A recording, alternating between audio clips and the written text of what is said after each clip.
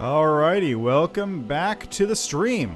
So, I've since yesterday I've readjusted things a wee bit. Hopefully they're not going to be too compressed or too small, so things will probably have to be adjusted again in the near future, but for now I think it looks okay. Yes, good afternoon to you. The Cookie Mom. Hope you're having a good day so far. Alrighty.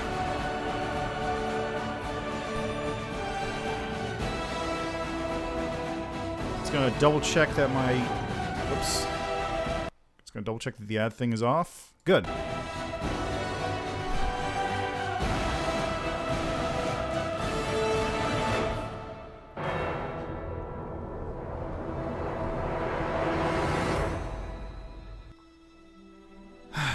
Alright, so back into this. I actually don't quite remember what I was doing last time. I had a bunch of... Let's see, I dealt with the gargoyles at the Hell Knight camp. Oh, sick, I've got ghoul fever.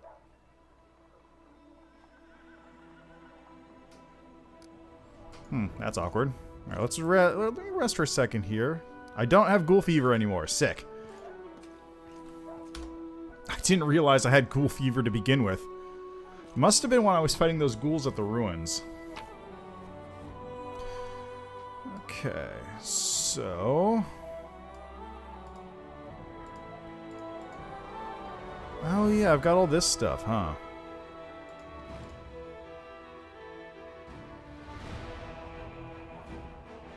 What even is this? Is it treasure? I guess it is. I guess I can sell those things for loot. Poor Social is still dead.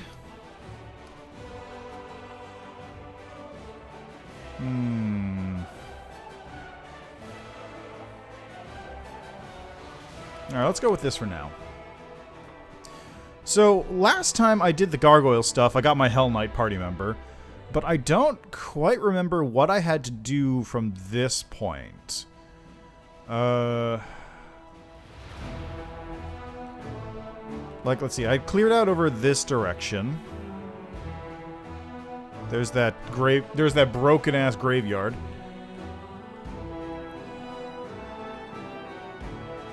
This is an endpoint. I don't believe I can get the army up here over to this section. Yeah, this is all just later stuff, I think. Estimated army strength 11. Yeah, I'm not supposed to be there at all. This is a big old map, isn't it?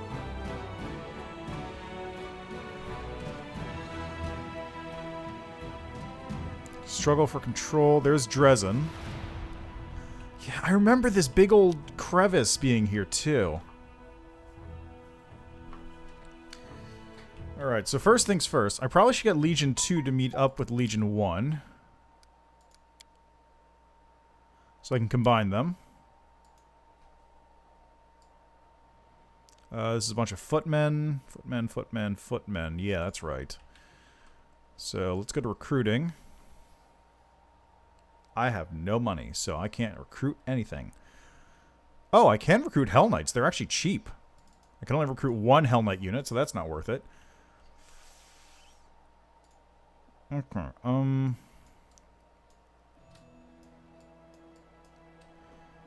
so let's split these archers up for a second. Oh wait, those are clerics. Okay, clerics are going to go in the middle.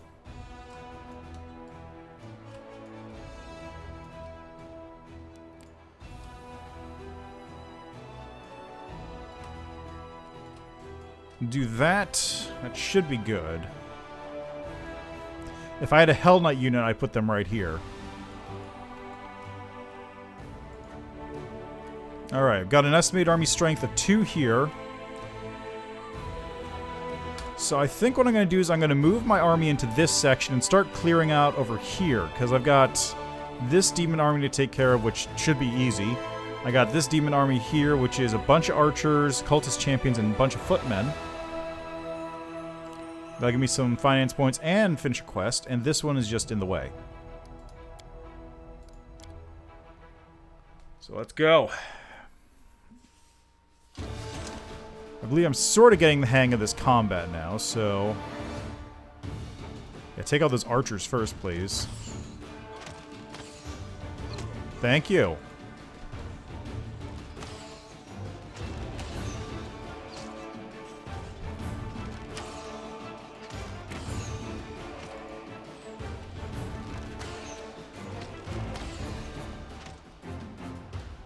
And I'll just have these guys defend for now. That's Cleric. What do you have? You can smite evil. Oh, Paladin. Paladin call... How does that work in this? Okay, lay on hands. This is going to heal. So they're a cleric? So the clerics are technically... archers?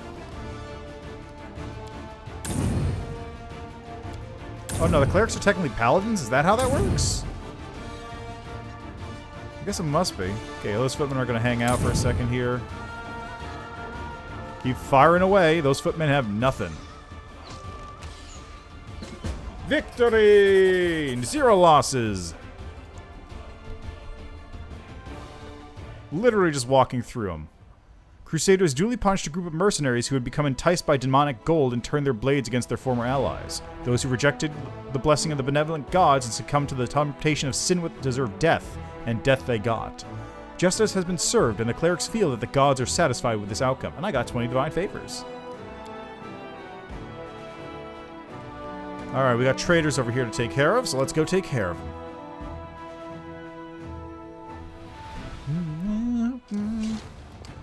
Okay, we got footmen, cultist champion, archers. So archer first.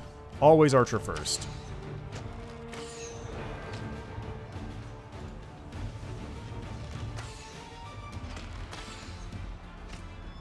Even if I don't kill him, the more damage I do to him, the less damage they can do to me. And I killed him, so hey. Let's take care of these guys next. Hold the line!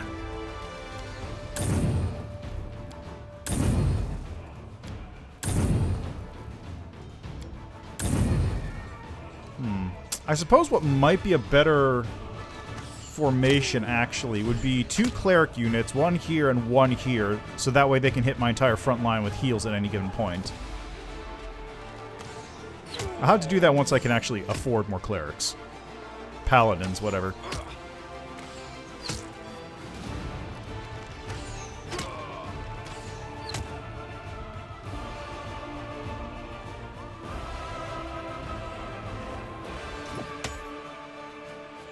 Wow, thanks. Hold!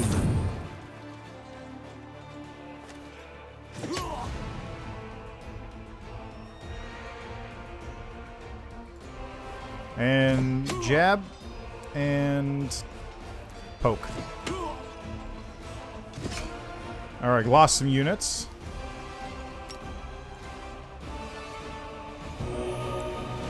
Okay, didn't lose that many units, so that's fine.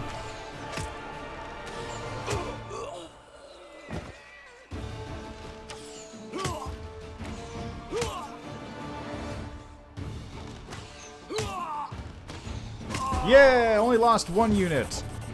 Well, 2 units technically, but then 1 unit got revived. Excellent. The Queen's command has been duly executed. The traitors who defected to the enemy's side of Canobris are dead. Nerosian expresses its deepest gratitude to the commander and offers promises of extensive support for his army. Oh, wait, does that actually mean... Yeah, 300 a day! That's pretty baller, actually. Right, next up is this demon army over here. How's my morale doing? Morale still at 0.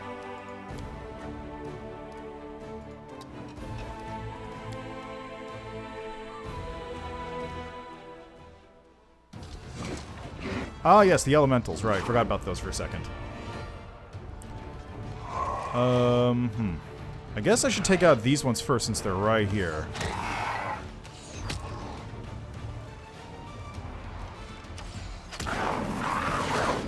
Ah, cool. They automatically switch to attacking the next closest target. How convenient.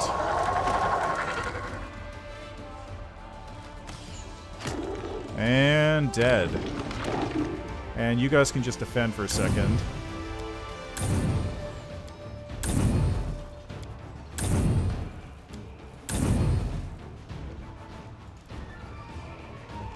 Shoot the water elemental. Hooray!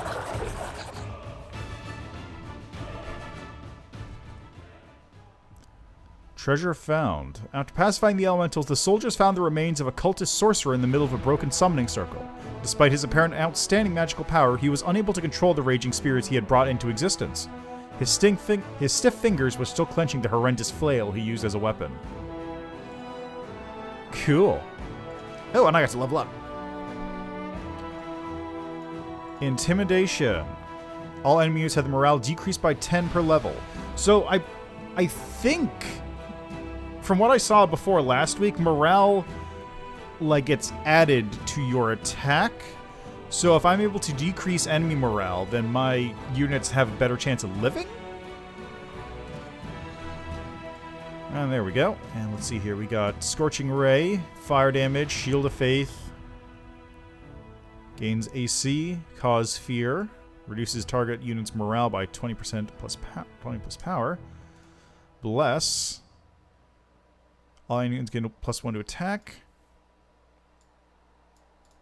Let's go with Bless. I feel like Bless will be useful. So that takes care of this area for the moment.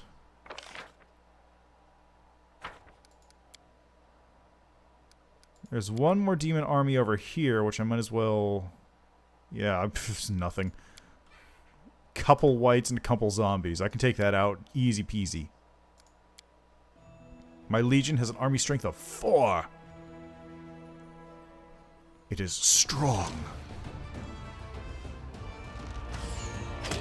Like, okay, combat's done already. Zombie's dead. That white's going to be dead in a second. Yay!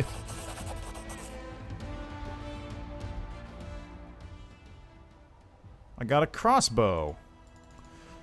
A corpse in a tattered scout's cape bearing the emblem of the crusade was leading the undead squad. He battled on until he ran out of bolts and desperately tried to conceal his crossbow with his own body even when the soldiers were hacking off his limbs. I mean, kudos to that guy, but that seems real unnecessary.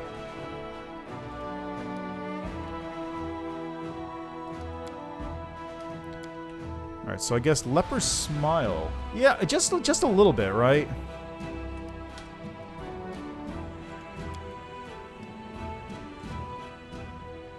Alright, Divine Services can go to you. Camouflage goes to you with the 17. Night Watch, 12, and... I don't know. She's probably got 3. And then whatever. I don't know how to cook. Like, I don't know. I literally do not know how to get this cooking thing going. I don't have any reagents for it, I suppose, so whatever.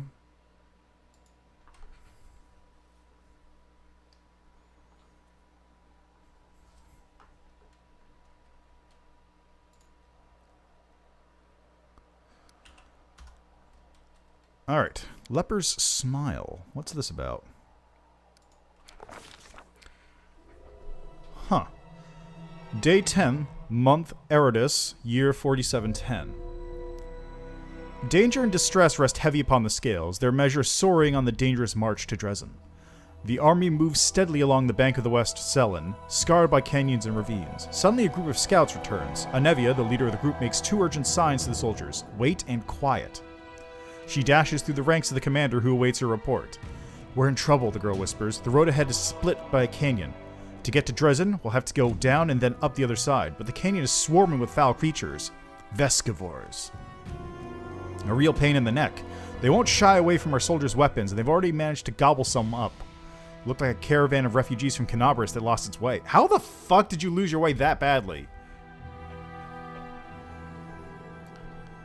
like, there's losing your way, and there's we're going to run away from the demon horde by traversing hell. No one has ever reported Vescivores so far from the center of the world wound. Where do they come from? Anevia bites her lip. They still haven't noticed us, but that won't hold true for long. Maybe if we retreat quietly. The commander makes a sign for her to stop. Okay, what the hell's a Vescivore? Hold on a sec. Vescivore. Oh god, the bees. The demon bees. Oh god, I forgot about these things. Right. I believe this encounter actually is in Wrath of the Righteous original, because I definitely remember there being a Vescivore swarm you have to deal with. Like, on the march to Dresden. May not have been at an exact spot. Find out what else is known about the enemy. Those nasty little critters, they can ruin your gear and drive you nuts with their buzzing. Right, they actually have a madness effect on their noise. Like, I think it's called Maddening Swarm or something. Let's take a look-see at the wiki again. Vescivore swarms. We got a chaotic, evil, diminutive outsider because it's a swarm, so they're little teeny things. Vescivores yammer the endless course of the abyss. Any creature within 15 feet of the Vescivore swarm or inside it must succeed at a will save or be confused. They can devour nearly anything. The swarm attacks an object or structure. They ignore its hardness if it is made of any substance other than adamantine. Traumatizing. Enduring the presence of a Vescivore swarm is akin to being trapped in the abyss itself. Any creature that spends more than 3 consecutive rounds inside the swarm must succeed at a will save or gain a type of madness. Nice. So, that's cool. I actually have a fun story about madness, but that's not really relevant to the current situation. The commander and his companions convene a field council. The army cannot march around the obstacle, for there's no other road. Retreat is far too risky. Should the swarm notice the army and catch it out in the open, no one would survive. None utters the word trap, but fear hangs in the air. A swarm of omnivorous beasts just happens to be in the army's path. Someone has arranged this for their own nefarious ends. Rustling, grating, squeaking, humming, everyone hears the voice of the swarm, though the sky before the army remains clear. For now. How long until it is darkened by the flying spawn of the abyss? An idea, a decision, straight and sharp like a soldier's sword, appears in their minds. The Crusader Council grows grim. One unit must act as live bait to lure the swarm out of the canyon and clear the path to the Vescivore Queen. The commander will rush the monster, killing her quickly before the swarm decimates the army. They will get but one chance. A dark question looms. Who will lead the fateful squad and be consumed as bait? In moments of extreme stress, one often says one thing while meaning quite another. These hidden words often reveal many a curious thing. And what do we see here?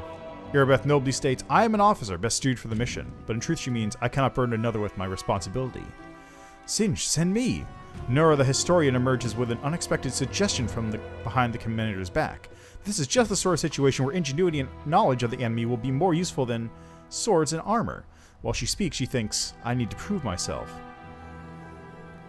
The queen has yet to disclose her presence and watches quietly from a distance.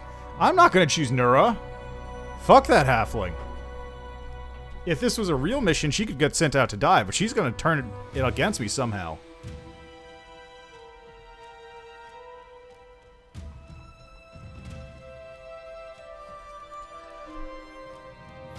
Look into your face of your companions. The Hell Knight Regil steps forward. My people will fight to the last, even as the swarm tears through our armor and strips the flesh from our bones. But his motives are plain. My superiority over the Crusaders will not permit me to cower behind them. I've eaten so many bugs in my life, it's only fair to give them a chance at revenge, the mongrel Lan hides his fears in plain sight. I'm a dead man walking already. A life such as mine is worthless, and silently he begs for more. Sacrifice me or give me a chance to prove myself.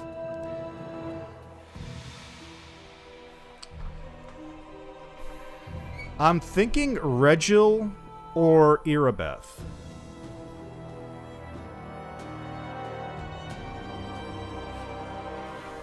I'm not sending Lan out, that's for sure. Lan is too useful on my party. I don't trust Nura as far as I can throw her, which is quite far because she's a halfling.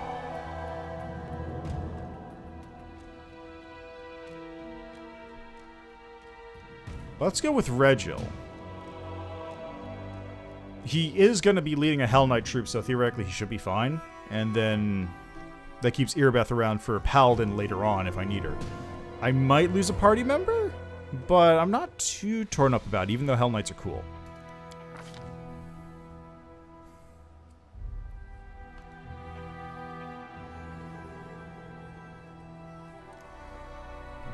The commander and his party disappear among the rocks, preparing to slip down into the canyon, while the swarm is distracted by their bait. A tight-lipped Anevia shows the way. Behind them, the final preparations are being made. The face of Paralictor Regil is hidden by his helm, as are the faces of his troops, but Hell Knights can radiate disdain even through plate armor. They march forward boldly, holding torches and vials of acid in place of blades. The soldiers tread fearfully down the road toward the dark edge of the canyon ahead. The rift that yawns opens before them, whispers, rasps, rattles in thousands upon thousands of voices. Vescivores gather below, but the sky is open above them, and the flying creatures might rise up and attack at any moment. The soldiers find the first body, the mangled corpse of a refugee from Canopus. A few straggling Vescivores wriggle inside the dead man's gaping chest. Tiny larvae and greenish shells, all shifting legs and hinging jaws. They don't seem menacing at all. But then the rasping noise stops for a moment, and a high vibrating noise pierces the air with a new force. A blur of a blackish-green cloud rises above the canyon. The swarm has taken the bait. The time to act has come. The leader of this faithful squad shouts that shall fight to the bitter end. Arrogance plays a cruel joke on the Paralictor of the Hell Knights as he prepares to fulfill his promise to stand firm. Even as the swarm tears the flesh from our bones, these are precisely the orders he's given his troops. The swarm falls upon them like a raging storm. Hell Knights are better armored than regular soldiers, and some are even wearing adamantine. Some have vials of acid, which can wound and deter Vescivores for a time. But the beasts are beyond number. So many that they cannot find openings in the armor and wriggle their way inside. While one insect is burned with acid, 5 others circle and strike.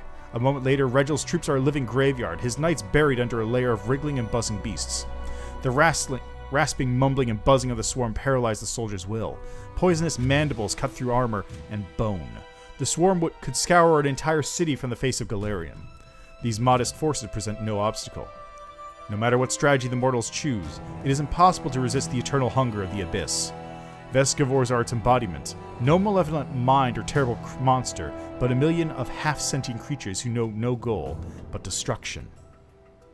An effective weapon for those prepared to trade fertile soil for wasteland. A chance yet remains for the commander to save his people, at least some portion. What will the leader decide?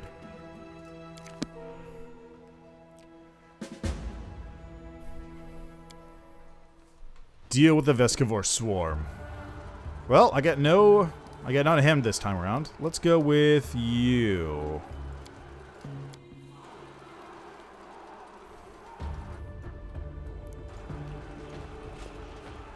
Alright, I need to probably readjust this order a bit. Yeah, you go up front. Let's see, caster types. Let's go with the 6 formation. That's literally not the formation I wanted. Okay, so you two go in front.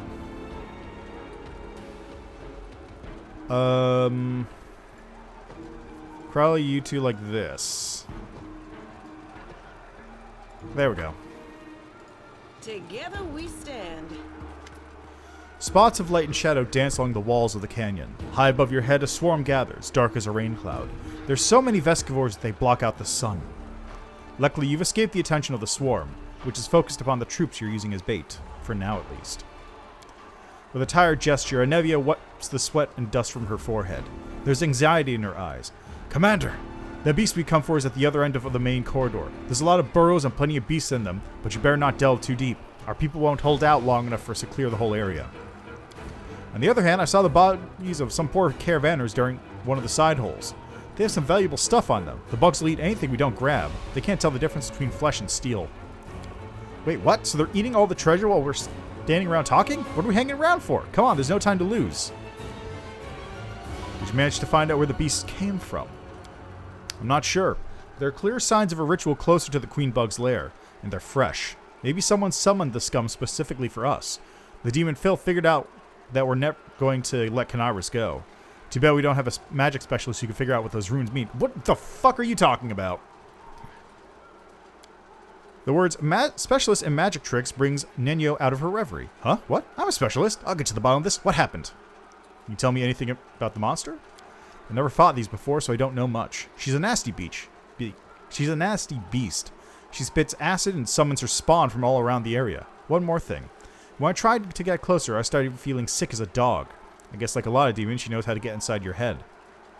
Oh great. Huge, hungry, head-spinning, acid-spitting bugs. I thought the Crusades were all about the pretty armor and tasty rations, and sometimes saving beautiful maidens in white dresses from dumb demons. Oh, how interesting. Sounds like a Festivore queen. An exceedingly rare creature, I must say. I'm looking forward to an encounter to conduct the experiment. The world must know what's more dangerous, mandibles snapping shut on one's hand or eating away at one's skin. Sometimes I wonder how you're still alive. I mean, yeah, that's actually fair. How... Which is a better idea? Getting my head chopped off or getting my hand eaten away by acid? Science will tell us. Make every strike count. My name onto your flesh. Okay,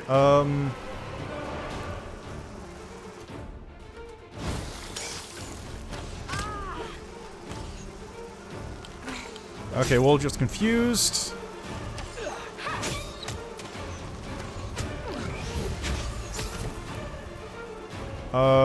He's not in great health. So you can go cure him. Not ending just yet. Can you cure him? Yes. I forgot I gave him ranged heals.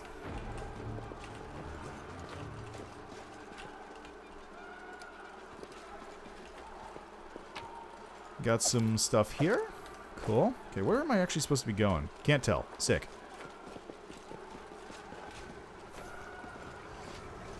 God, what was... I'll cheer you on from over there. What is that line from? Heads I win, tails you lose. That's... I'll make short work of this. I want to say that was actually a character from Baldur's Gate, wasn't it? I seem to remember hearing that line. Okay, I don't want a spell book. I want to charge this one and attack it. Oh, shit. Fuck, he's dead!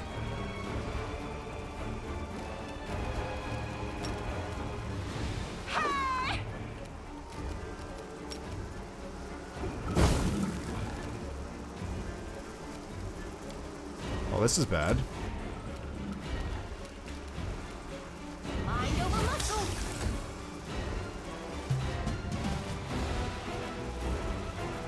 Precision and grace.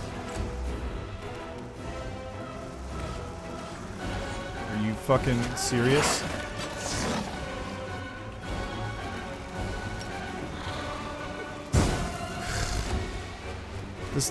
Their aim is terrible.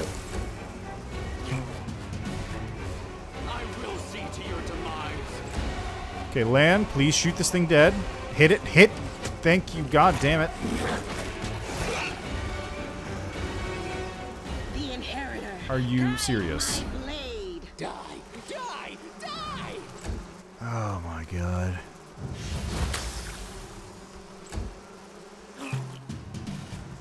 Out of my sight.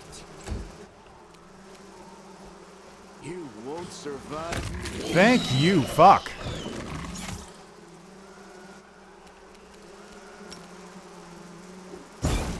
How do you miss that? Like, actually, how do you miss that? You're irrelevant. I'll just sit here. Don't worry Oh boy. And miss. Great. You've crossed the wrong month.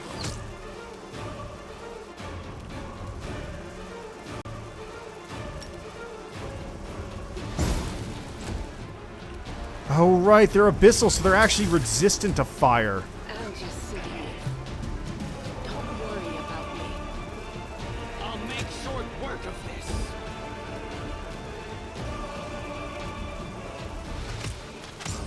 Oh, Christ. And Woljif's dead. Lovely.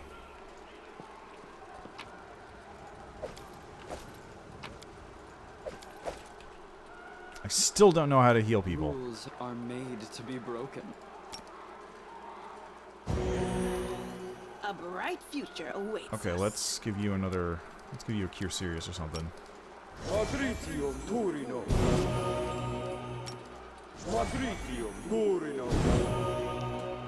You guys are not very damaging, huh? I'm not mad enough to do it.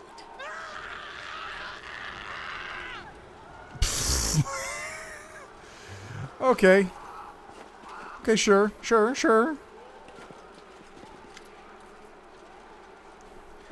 The bottom of the canyon is split by a narrow crevice, about one stride across at its widest. It's easy enough to jump over, or in places even step across. The obstacle doesn't seem a problem, or even particularly notable, but as you draw closer, you hear a terrible droning sound coming from the crevice.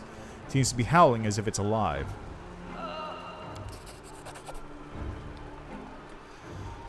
You stare into the darkness of the void, trying to make out where the strange sound is coming from. Not all at once, but your eyes pick out the contours of a body in the darkness. Someone small, perhaps a gnome, a halfling, or a child, rolled up in a ball at the bottom of the chasm under a stone ledge. He's crouched down, his head to his knees, and he's hugging his legs tightly. Appears to be one of the caravanners caught by the swarm. He's crying aloud, one continuous tone, and it strengthens as it echoes through the crevice, building into something truly haunting. You clamber down to the crevice and tie the halfling with a rope, then try to pull him up. For a while he doesn't resist, though he doesn't help either, as he dangles helplessly like a puppet. But suddenly in the middle of the ascent, one of the Vescivores in his eye sockets moves abruptly. The halfling screams in spasms and hits his head on the stone cliff face. He immediately grows still. You're now pulling up a dead body. Well, fuck.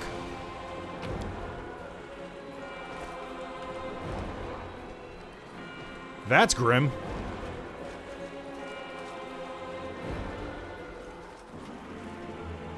There's the summoning circle.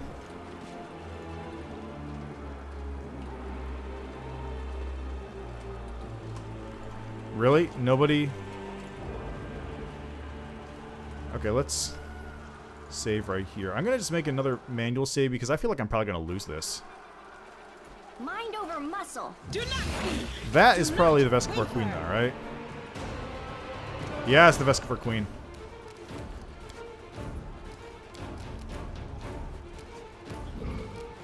Let's see, can I go with a bless?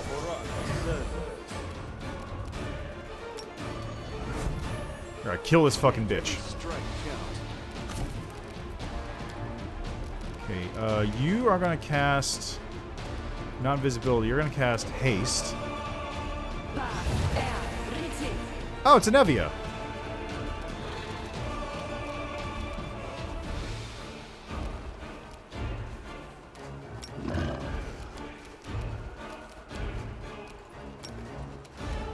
Smite. And charge. Oh, great. Sila's become confused. Sick.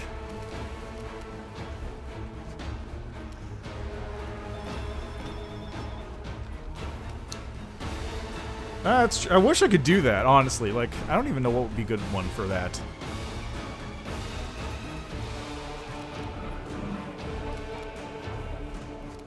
Giant Celestial Fly Swatter.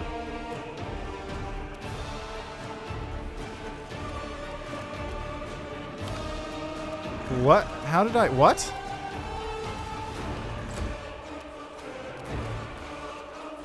See, Vescivore Queen is almost definitely chaotic evil. Yeah, sure is. Let's get protection from alignment over on Sela here. Give it protection from chaos, law, evil. Let's give it protection from evil. Did I miss? Did I miss with my protection from evil buff? Haste, confused, bless. Endure this. I may have missed with my protection from evil buff. That's annoying. Okay, what can I do? Oh, change shape. You can actually use... Oh, cool. Okay, what should I do with you?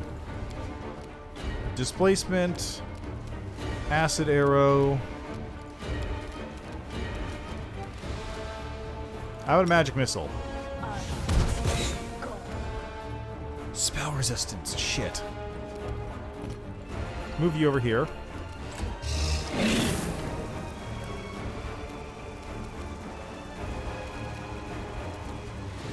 Into the fray. Okay, that Vescivore Queen's taking some nice damage right now. Good.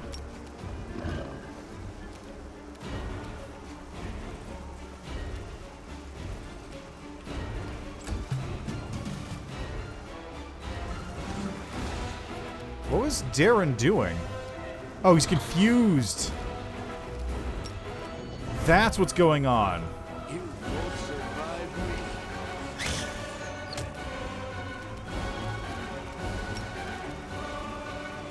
Let's hit this Vescivore swarm with this. Did you really not cast? Here, take this. Oh, I see. It's getting...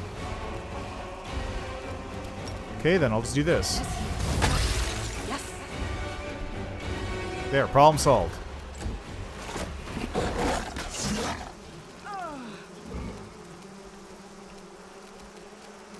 Alrighty, attack! Really?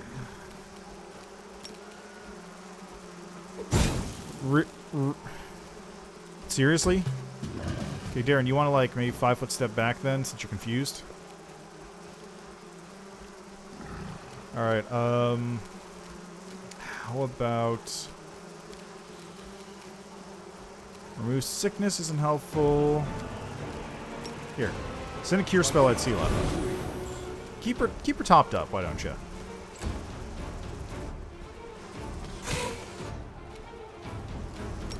Okay, now Lan, please hit.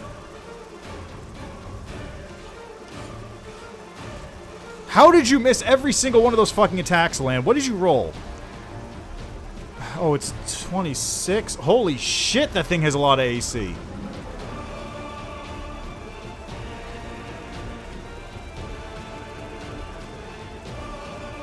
Nat 1 on the first attack. Sick.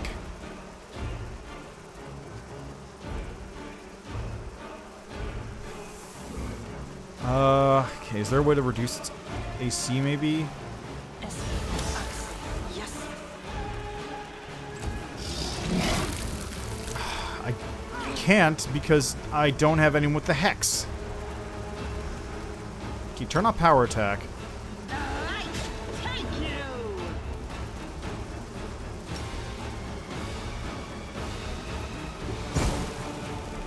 It's getting there, though. I'm gonna turn off deadly aim on Lan, I think. I need to hit.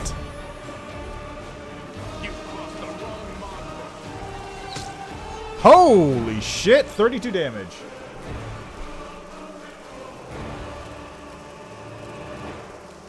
Unfortunately, Create Pit's not going to do a whole lot for me. Will Color Spray do anything helpful? Probably not. What the hell is this effect that's currently going on you, anyways? The Incense Fog? No, he's confused. He's confused. That's going on.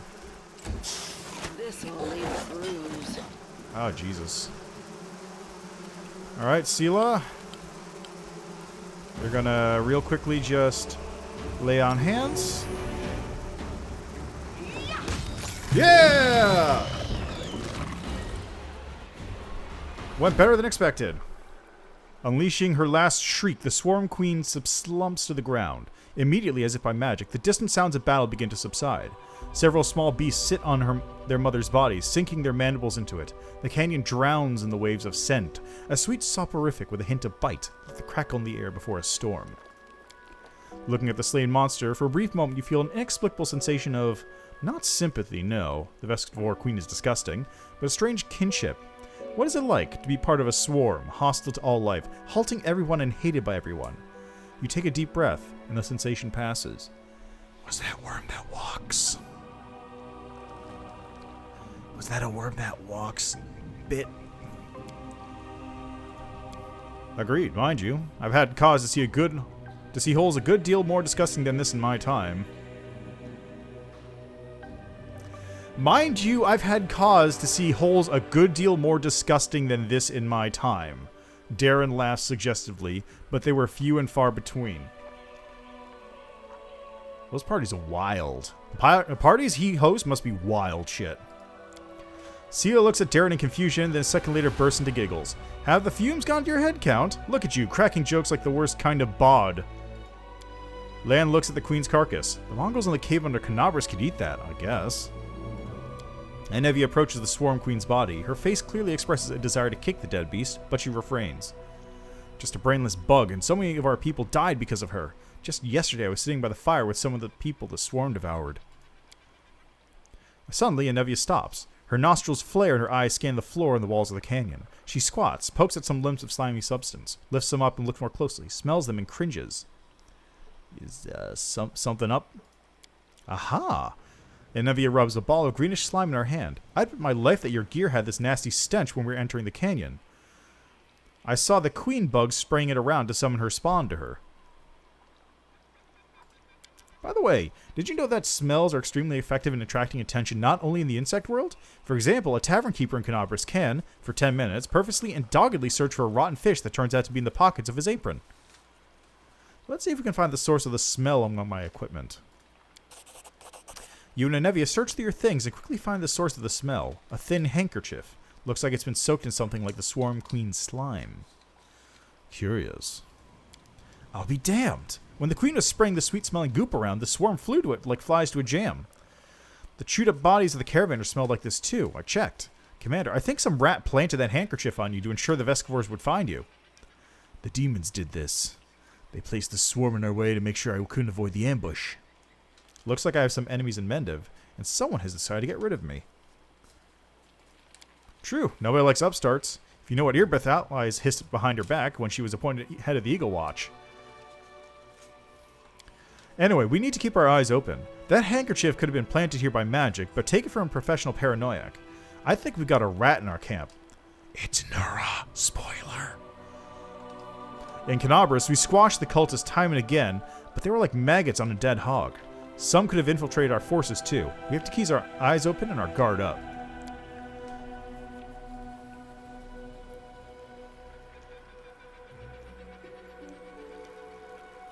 It's time we got back to our people. I say we destroy the queen's body. I've heard the little bugs who eat the flesh of their mother can be reborn as swarm queens themselves. That's kind of the last thing we need, right?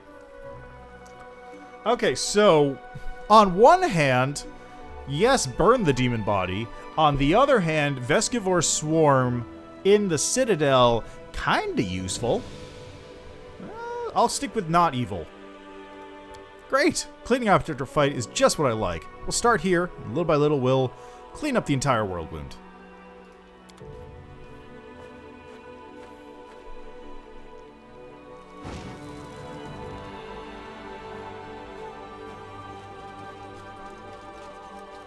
Hey, how you guys doing? Anevia, Commander, what a relief! You're alive! I saw the swarm begin to thin and ran to you immediately. She pauses to catch her breath. Yeah, I'm sure you did. Regil approaches and salutes briefly, showing no sign of annoyance or irritation. The distraction maneuver was performed as planned. Our losses were significant. My tactics turned out to be less than optimal. I'm glad that's over with. What happened up there can't be described in words, but you were the ones who carried the day, Singed.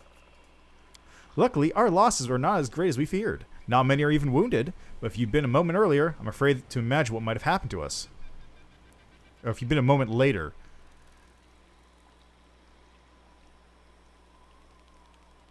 Okay, so they still lost a whole bunch of people, but they didn't lose as many people as they were expecting.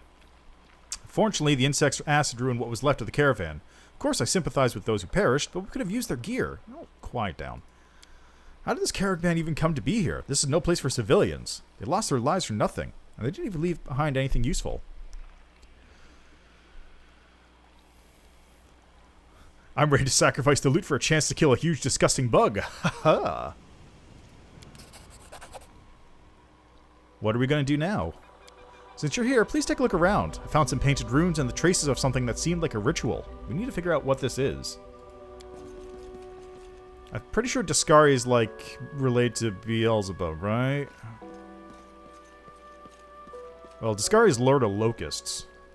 If I remember correctly, I haven't gone through that part of the AP, so my Discari lore is a little rusty, as it were. Ha! Easily done. Nura leans over the magic symbols painted on the stone. I'm no mage, unfortunately, but I'm in the habit of thoroughly documenting all descriptions of rituals and symbols from magic books, especially demonic ones. Why would somebody have that hobby? Someone very recently opened a portal to the abyss here and summoned someone. It's not difficult to figure out who they summoned. She's lying dead right there. I can guess you carried out the ritual. Handwriting is unique, even when it comes to runes. I examined the Grey Garrison after your success, documenting everything I found for Queen Galfrey, and I'm sure that the hand that drew the runic circles were the same in both instances. It's the work of the same spellcaster.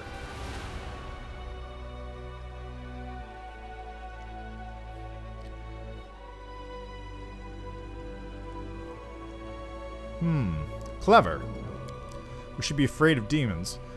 Lived through this little trap, didn't we? We'll overcome the next one, too. We just need to keep forging ahead. Well, since we've finished off the swarm and know someone is giving us trouble, I suggest we get out of here. I'm done with bugs. Okay, let's put you out and put you in. Now, what do we have here?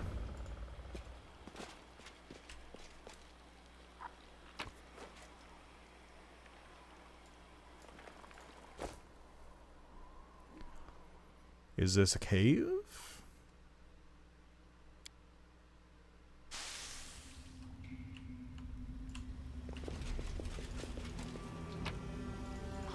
Oh goody, another Vescivore swarm. How about you cast some of those cures on Sela there.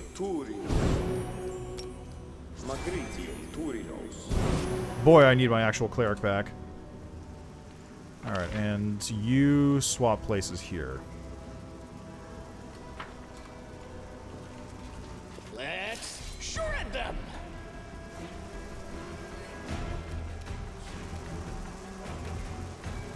Can you charge from there? Sure can.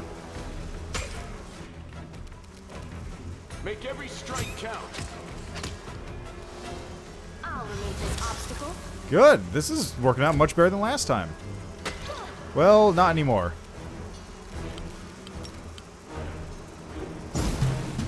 Character has gone missing source unit. Sandy's in negative condition. I'm not sure who went insane. Has an infinite duration. An insane creature can't tell a friend from an enemy. It will attack the last creature that attacked it until it either dies or disappears from sight. Sick. Also, I'm going to report this real quick. No, I want area blueprint. No. I think I have to do this and then Alt-B. No. It's not this. It's not that. It's tooltip.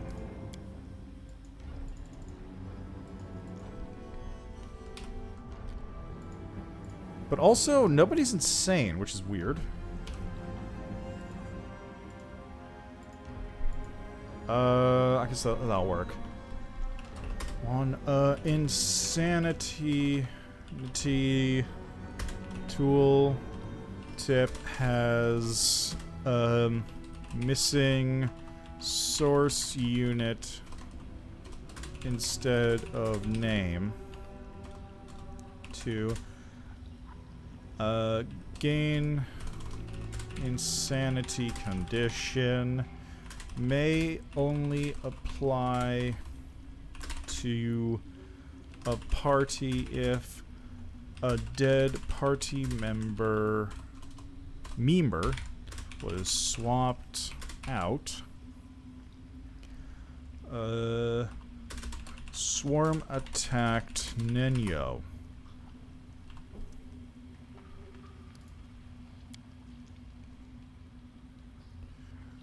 Okay.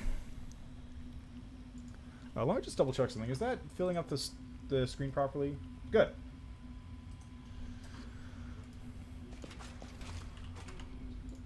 Alright, what do we got here? A boulder covering a secret tunnel. I got a bloodstained letter.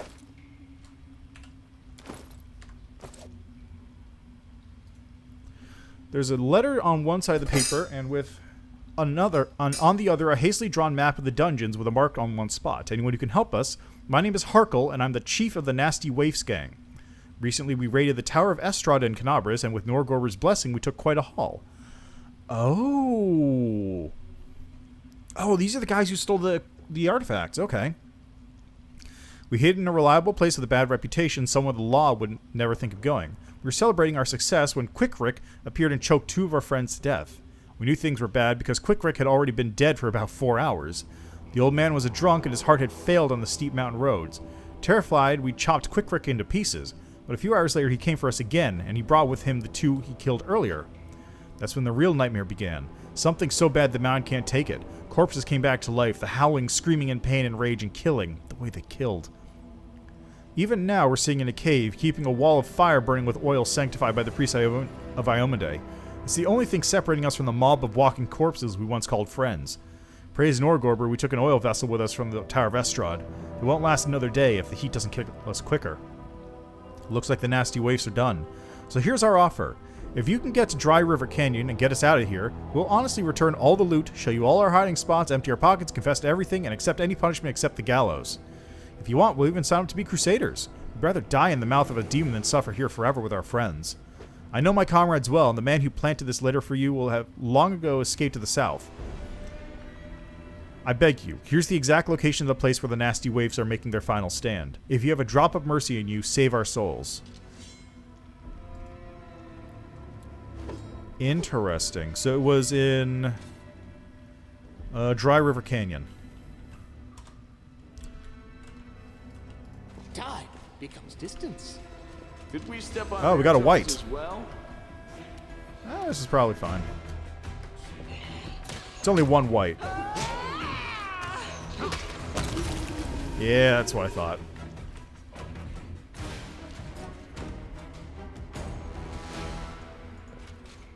Another mystery revealed. Oh god, I don't have Woljif anymore. Okay, you have the most health. You're gonna trigger it. Crushing Despair.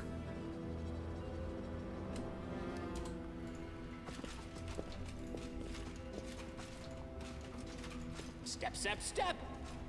Endure this!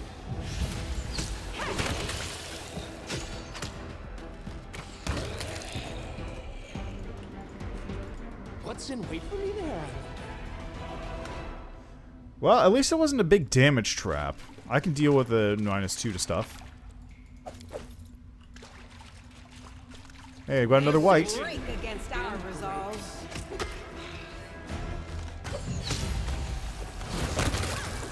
Nice.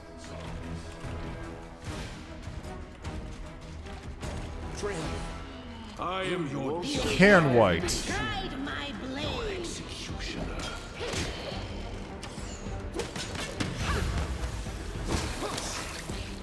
You guys want to hit anything?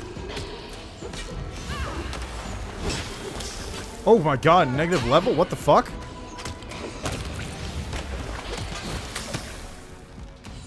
Oh, since when do whites do negative level damage?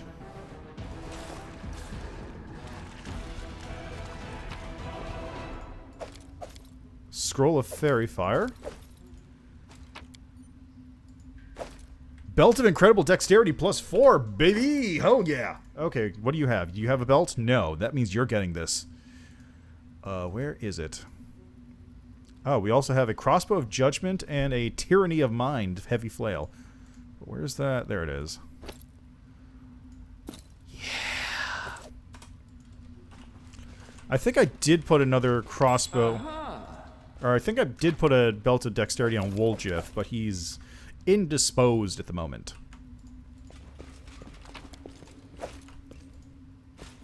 I see blood. You Wand of Zachariah. Oh, it's the...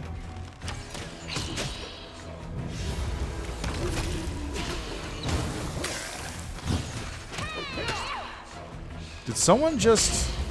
Oh, what? Wait, hold up. Hold the fuck up. What just happened there? Launch Religion. Radiance just did something.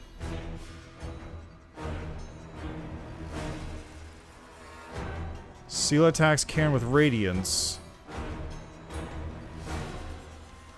What just happened? Why did Radiance just trigger? Or whatever happened with Seela just now? Oh, what is this? Freebooter's Bane.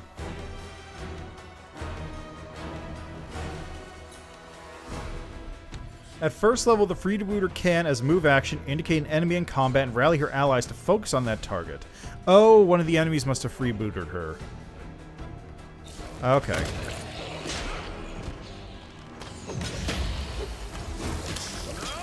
Oh, his name's Gark. Oh, shit. Oh, shit! She's dead! Holy shit! Okay, that's what's going on. Got it.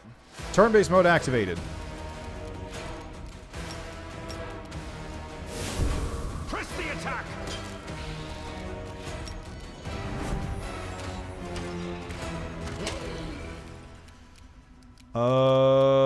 Fuck. I don't...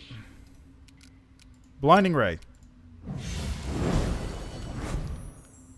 Hit. Is he blinded? He sure is.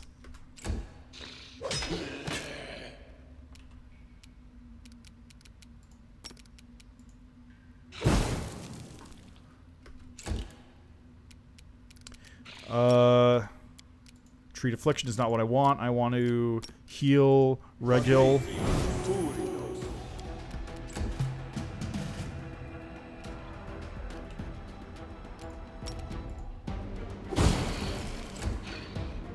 Okay, you're gonna throw another heal over on Regil here.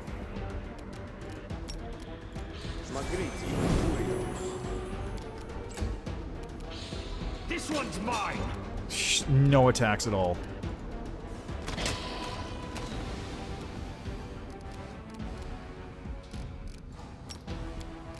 Okay, how about give displacement to Regil there? Nice.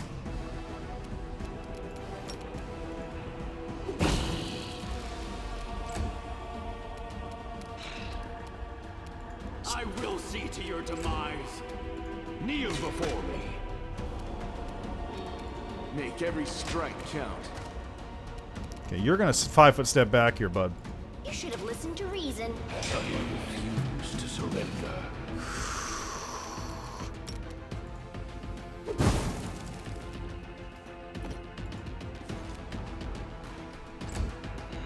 Okay, you're gonna throw a heal over here again. Karkul's almost dead. I just need to drop him down a little bit. Retreat is not an option. Endure. Yeah! Holy shit, that one was rough. I lost Sela. Charcoal soot and the remains of greasy-looking liquid, possibly traces of burnt oil. A massive claw, judging by its size. Duel commence. What? What? Oh, I think I know what's going on.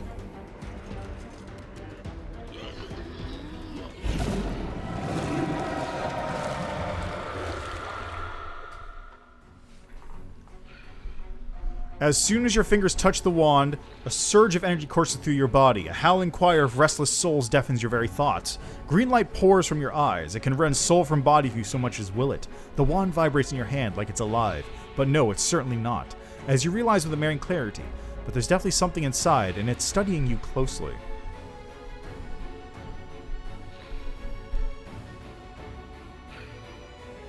Reach out with your mind and touch the power that's hiding within the wand. Actually, no, this is going to put me in Necromancer, isn't it?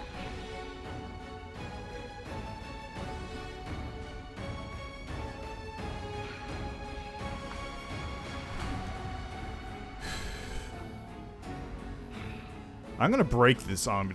This thing's just going to...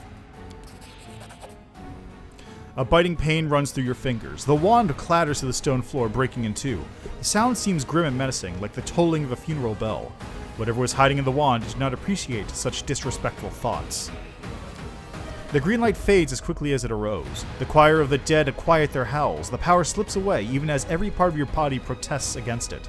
You vividly realize how fragile and fickle mortal flesh is. Oh, come on!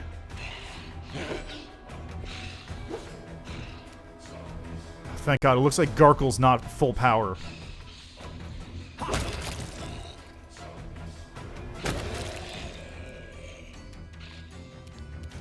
Alrighty, let's do... Have a nice trip.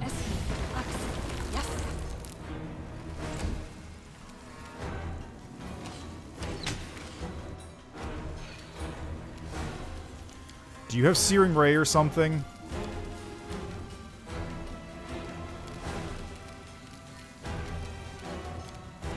Out of my sight.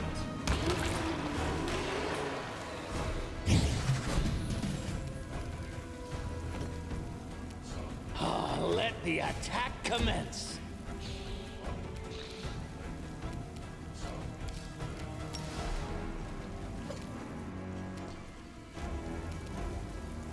You're irrelevant. You won't. There we go. Fuck. Okay, we're good. I want to see oh, there's a guy hiding in the pit. That's what's going on. He's 3 negative fucking levels on him right now. Holy shit.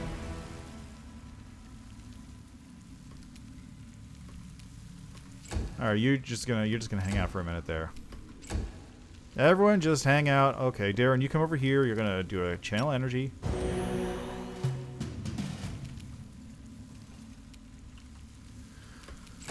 Okay. Now we just wait.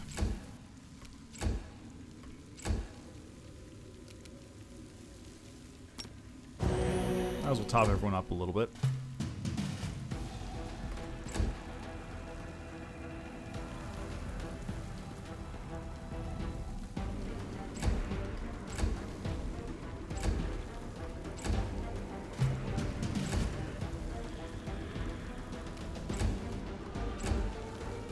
Actually, Darren, do you have Dispel Magic? Sure doesn't. Sick. And I don't think Nenyo prepared it. Sure didn't. And Wolchif, who did have it, is dead. And I think... Oh god. I need to go back to Kenabris and get some people rezzed, because this is getting a little out of hand. Oh, are they back? They're back. You've crossed the wrong mongrel. I'll make short work of this. May I see your entrails, Okay, I think we're done. please? Oh, God. How many negative levels does he have now?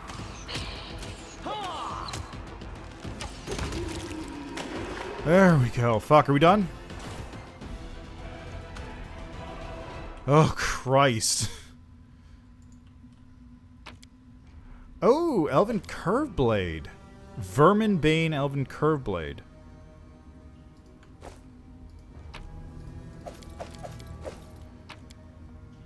Helmet of Scrocia.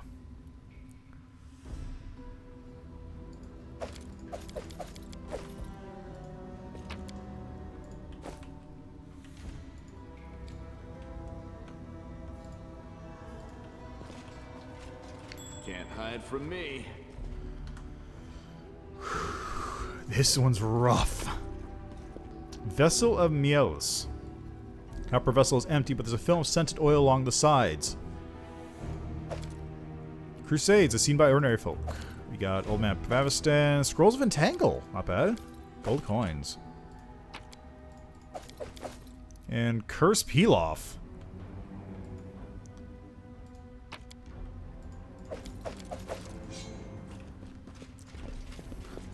Well, yes, I would like to have the Curse Peel-Off with extra curse.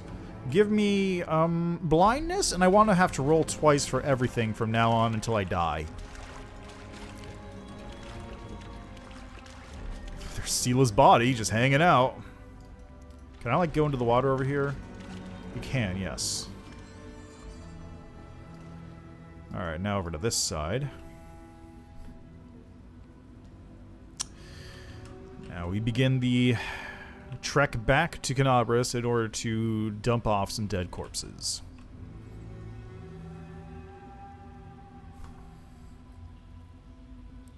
I can't tell if that was a quest I failed or not. Step, step, step.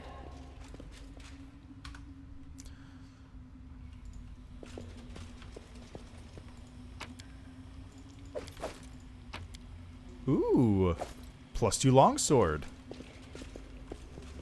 Time. becomes distance. Oh shit, Vescivores. Okay, let's. You know what? The Vescivores can have this one. They can have this cave for now. I think I'm done with this cave for the moment. I am not in a good position to be dealing with this cave.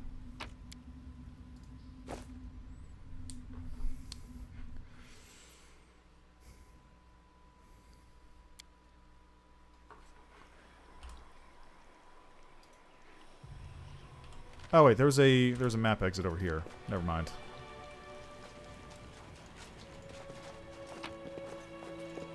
Hunter's Assurance.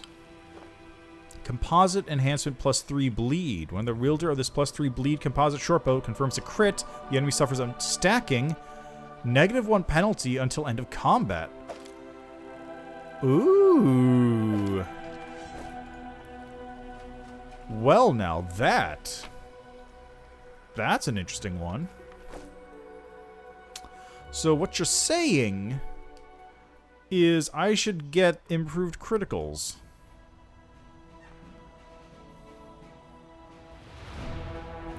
Why is your morale at -10? How did that... Oh, it's because I lost so many people. That's probably why.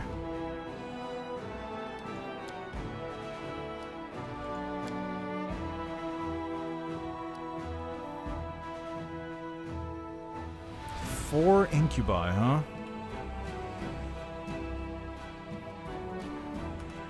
Okay, let's send you over here to fight. Let's see how this goes. Let's see how this one works out. It's just a bunch of... Oh. It's Baphomet cultists and ghouls. I was expecting incubi. Alright, well, let's take care of the cultist first, since they're the larger issue at the moment, it seems like. Where do I put this?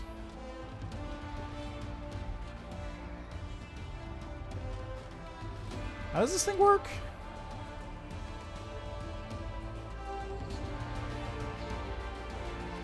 I don't understand how this trap works. Also, this seems to cover the entire field.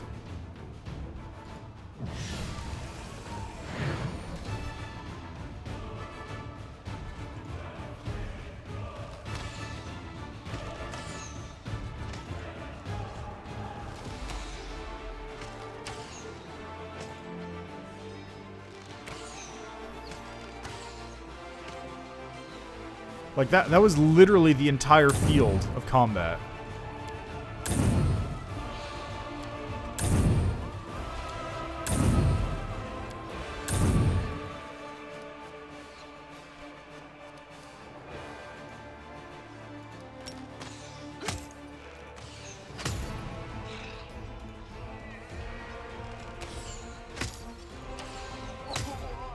So at this point, I can probably send the melee guys in. Yeah, I can do that now. Wow! Holy shit! Can I delay the cleric's movements?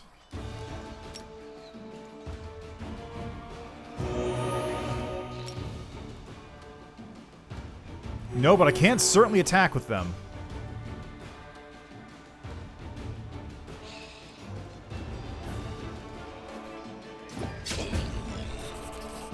Okay, I lost 9 units total.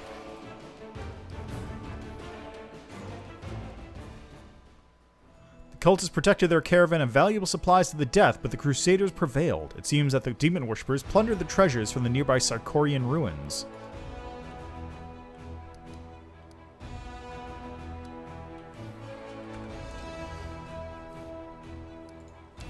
Okay, where's this gonna take me?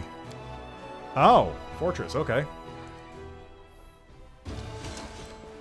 Oh, this is the incubi.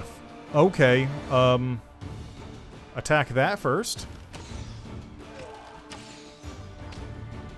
This is gonna be bad, I can tell.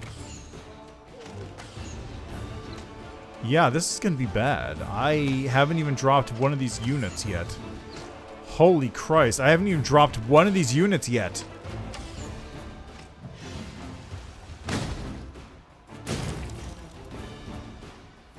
Oh, this is gonna be real bad.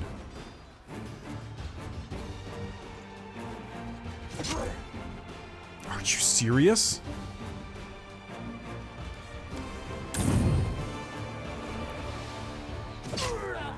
All of those dudes and I just hit one?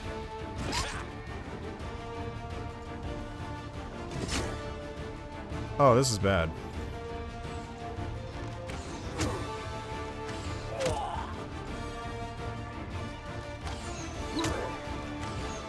Dealing 0 damage. Initiators count 35, damage factor 21 minus 3 minus 24.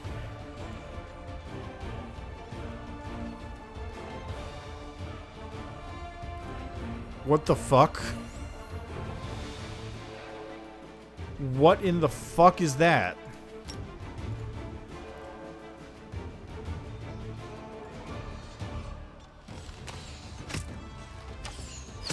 Okay, I did 2 damage that time.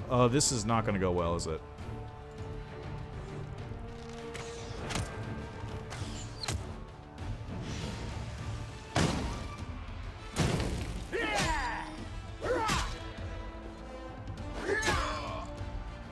Okay, yeah, we're leaving. We're leaving. We're leaving. I am retreating out of that fight because holy shit, that is... I am not doing that one. Hoo boy. Okay, so don't go this way. How about up here? Dretch and Babaus. Cultist. Yeah, no worries. Thanks for stopping by.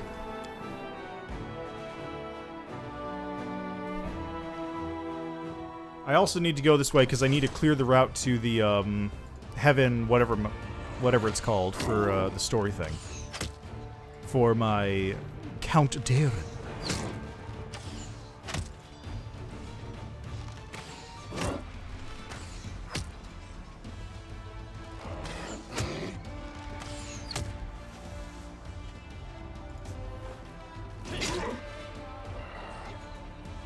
Okay, you hold for a second.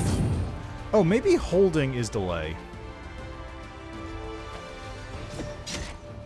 Maybe that's how that works.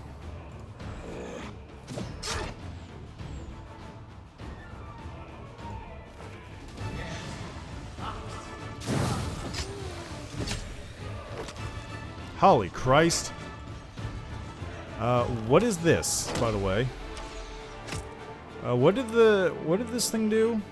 Okay, Babao attacked. Low morale causes archers to panic. Oh, it's an... Oh.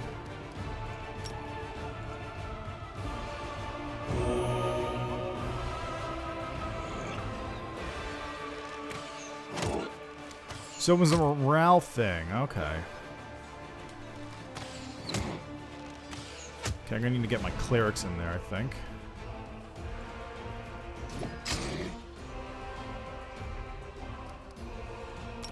Yeah, lay on hands others, get you healed up a bit.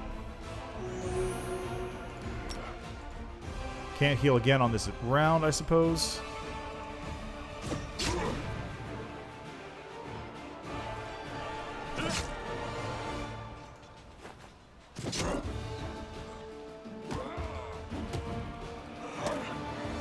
Christ. It deals so much damage.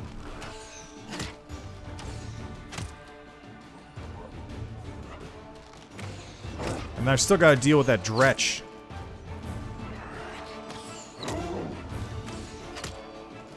Let's just bless everyone.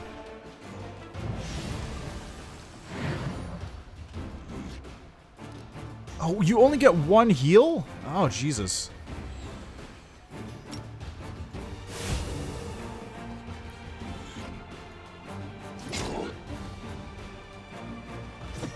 There, it's dead. Oh, oh, okay.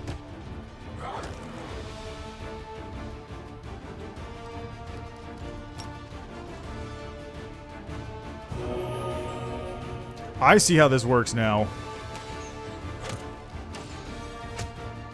I think I do at least. It looks like that smite, like, hyper buffed my warriors. What does it say? Okay, that's not helpful because the ability is not actually what it says it's doing. If I hold, what does that do? Puts it at the end of initiative. Yeah! I lost an entire unit.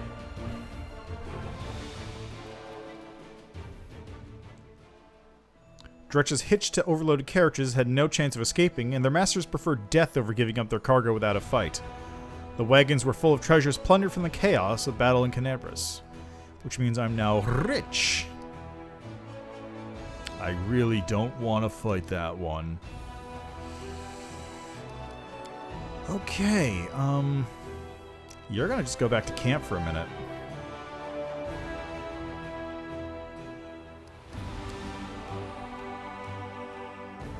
You're just gonna chill out here for a bit. And in the meantime, you are gonna make a nice long trek back to Canabras to try and revive.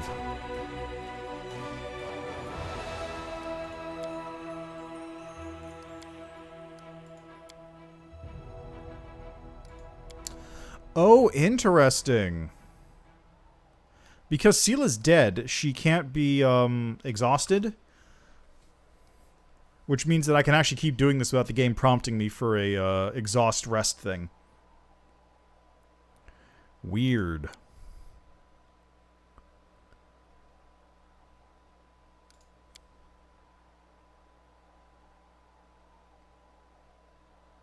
Alright, let's go. See if I can get some people bring back from the dead. Oh, I'm all the way at the northern gates? Huh. Huh.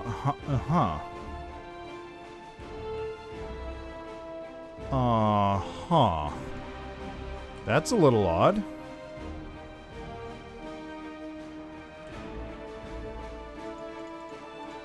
Can't go to the Defender's Heart anymore, so I guess that's that? That's a little weird, I'm not gonna lie. Maybe I can head back to the war camp then, and that'll do it? Question mark?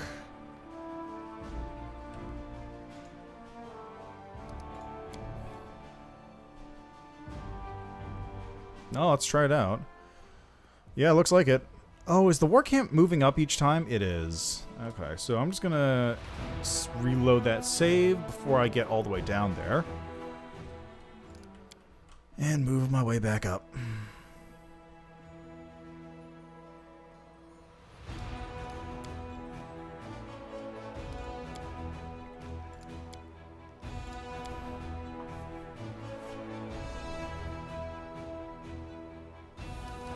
Well, at least we're getting closer to Dresden at this rate. Just, need to stop in here and see if I can figure out who's gonna revive my characters. There is a camp cleric. He was in my party. Now he's dead. So that needs to be fixed up.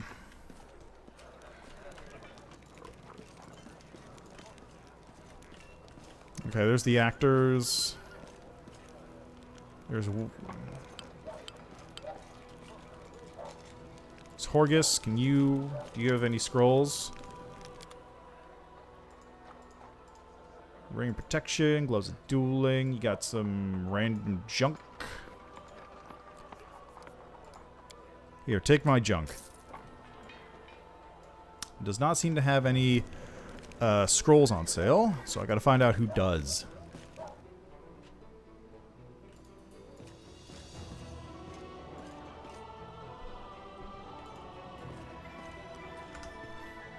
Maybe I should have just taken the companions will revive after combat thing.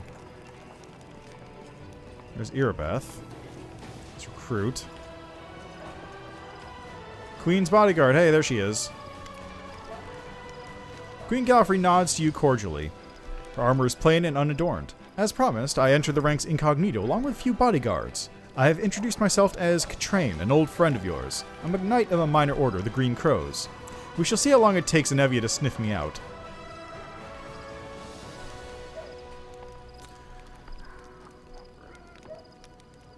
I must go. See you later, Katrain. Okay, how do I revive somebody? There's Nenyo, that's not helpful. Hell Knights. Hey, there's Hell Knights and Regils. Regils hanging out. Kroot, horses, Lan, Rumbledum. Time becomes distance. There's recruits. Seela's missing because she's dead. There's Darren. This is the church, which is empty.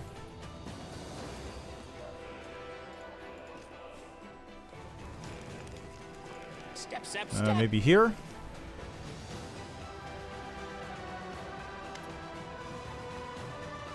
What kind of help can I expect from you? Scroll with the divine spell. I've allotted them. Something for every emergency. Second, while you're in the camp, you can read I can read any scroll for you. Guaranteed, no surprises. Better not leave the camp without a cleric. Show me what you got. Glowing croissant. Ooh, God, there's a lot. I need a lot of diamonds. Yeah, I'm gonna need diamonds and diamond dust, aren't I?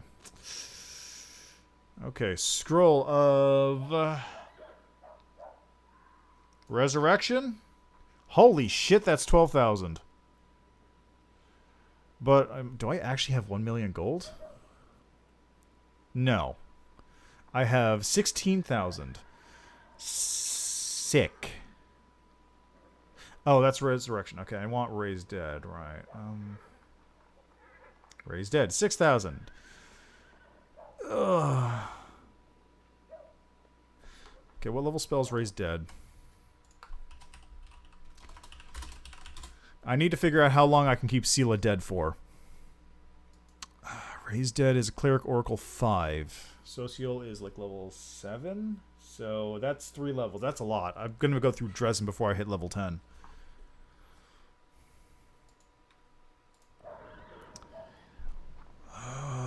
Oh, God, I also need to get Woljif back up. I can't even afford this. I don't have enough money.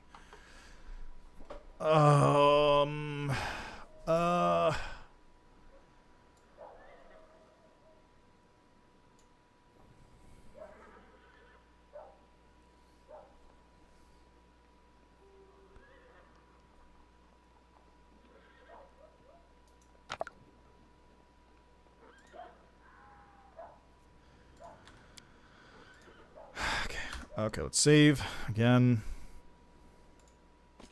No, not you. Okay, let's go. I guess I gotta buy 2. Wait, can I? I can't scribe Scrolls of Raised Dead because I don't have anyone who can cast it yet. Which, if they could, I think I need to use Diamond Dust for that. Yeah, Scroll Scriber's Kit. That explains it. Oh. So I need to buy a kit for it, too. Conman's Ring.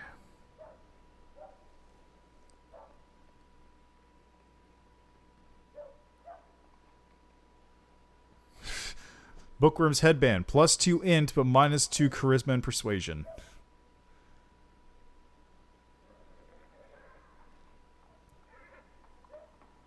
Oh, that's interesting.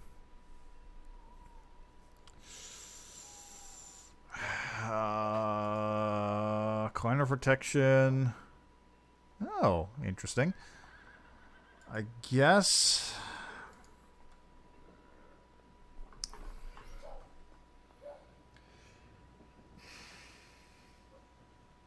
Okay.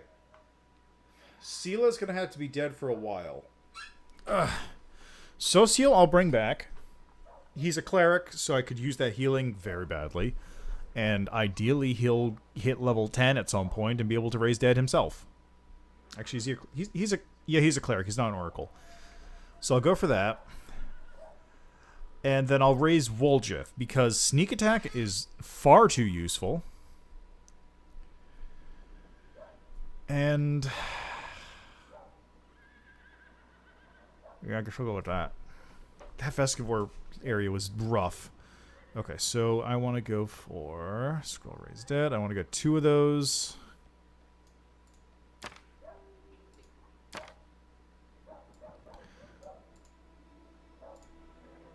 I want this as well. Allows me to create potions of level 3 spells. Potions of level 4 spells. And these are reagents, I suppose. How much is one of those anyway? 32 grand? Jesus. Alright, take my money. You've ruined me.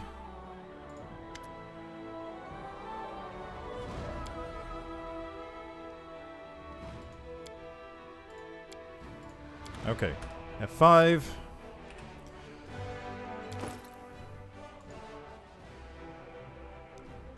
Where are my scrolls at?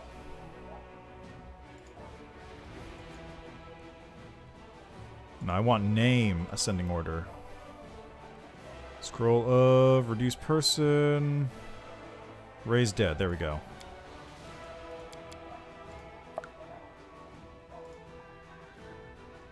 Maybe I have to do this? Hey, it's so good to see him alive again. And then over here we've got Sela. God, that's rough. Yeah, you're level 6. Oh, you're about to hit 7, really? You're close to dinging. He's gotta go take a nap. Hello, welcome back. Missed that chat. Wait, is chat showing up? Should have been.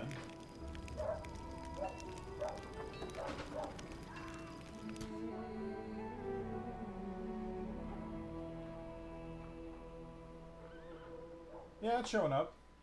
Okay, I missed it because I was looking away from it, so I didn't.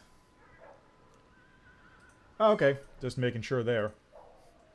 Yeah, that was weird. I think I probably just missed it because I was looking away at the. I was trying to figure out how I was gonna pay for these scrolls for so long that the message actually disappeared off the screen, because it does that. I have it set up to disappear after like 90 seconds. Okay, let's take another nappy. And you still have these negative levels. Oh, Jesus Christ, they're permanent because you failed your saves. Oh, fuck me. Oh, do you have restoration?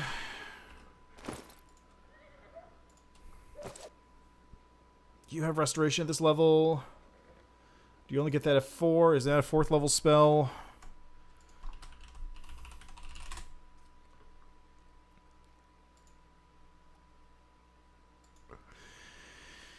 It's 4th level spell.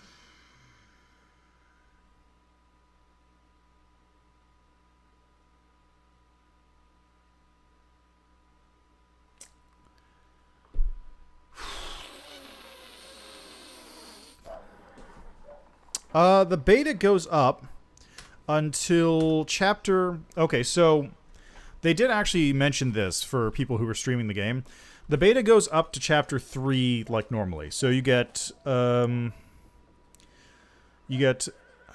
is it? The Wardstone. You get... So you do the whole stuff in Canabras. You do the fight up to Dresden for Sword of Valor. And then you do... the fight with the worm that walks, and you meet Arushale for Demon's Heresy. Book 4, I think it's Midnight Isles, is in... It is in the game, but it's unfinished. That's part of the next update they're going to roll out. So you're allowed to stream up to the end of Book 3, and then Book 4, because it's not finished, you're not really allowed to stream, but you can play through most of it. So it's fairly lengthy. God, I don't. This is terrible. This is honestly terrible. I was hoping those permanent negative levels would go away.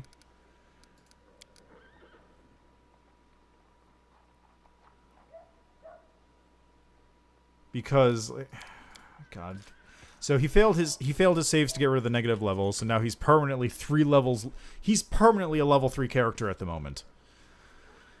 Unless I can get Social up 1 more level, at which point he'll be able to cast Restoration, which will bring him back up to level 3. So I gotta do like one fight somewhere with Social where he doesn't die. So you two get off the party. You're going back in.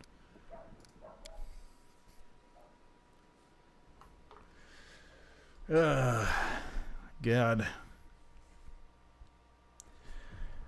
That does remind me, though. In one of my games, I played... There was a monk who basically just kept dying. Like, it was almost a running gag by the end of it. Like, God, what was it? When I joined the party, because I joined partway through, he died due to touching a poisoned doorknob. And the... Are you okay there, Woljif? Woljif, are you doing okay?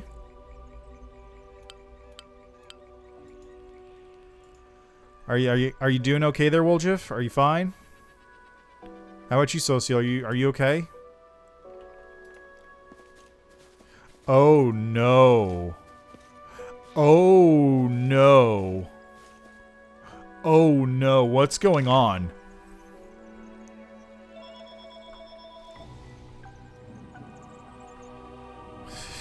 He's a certain dominance, I suppose. Yeah, that's one way to look at that.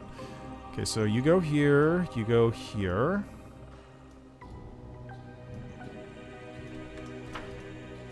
Oh no. Oh no, no, no, no, this is bad.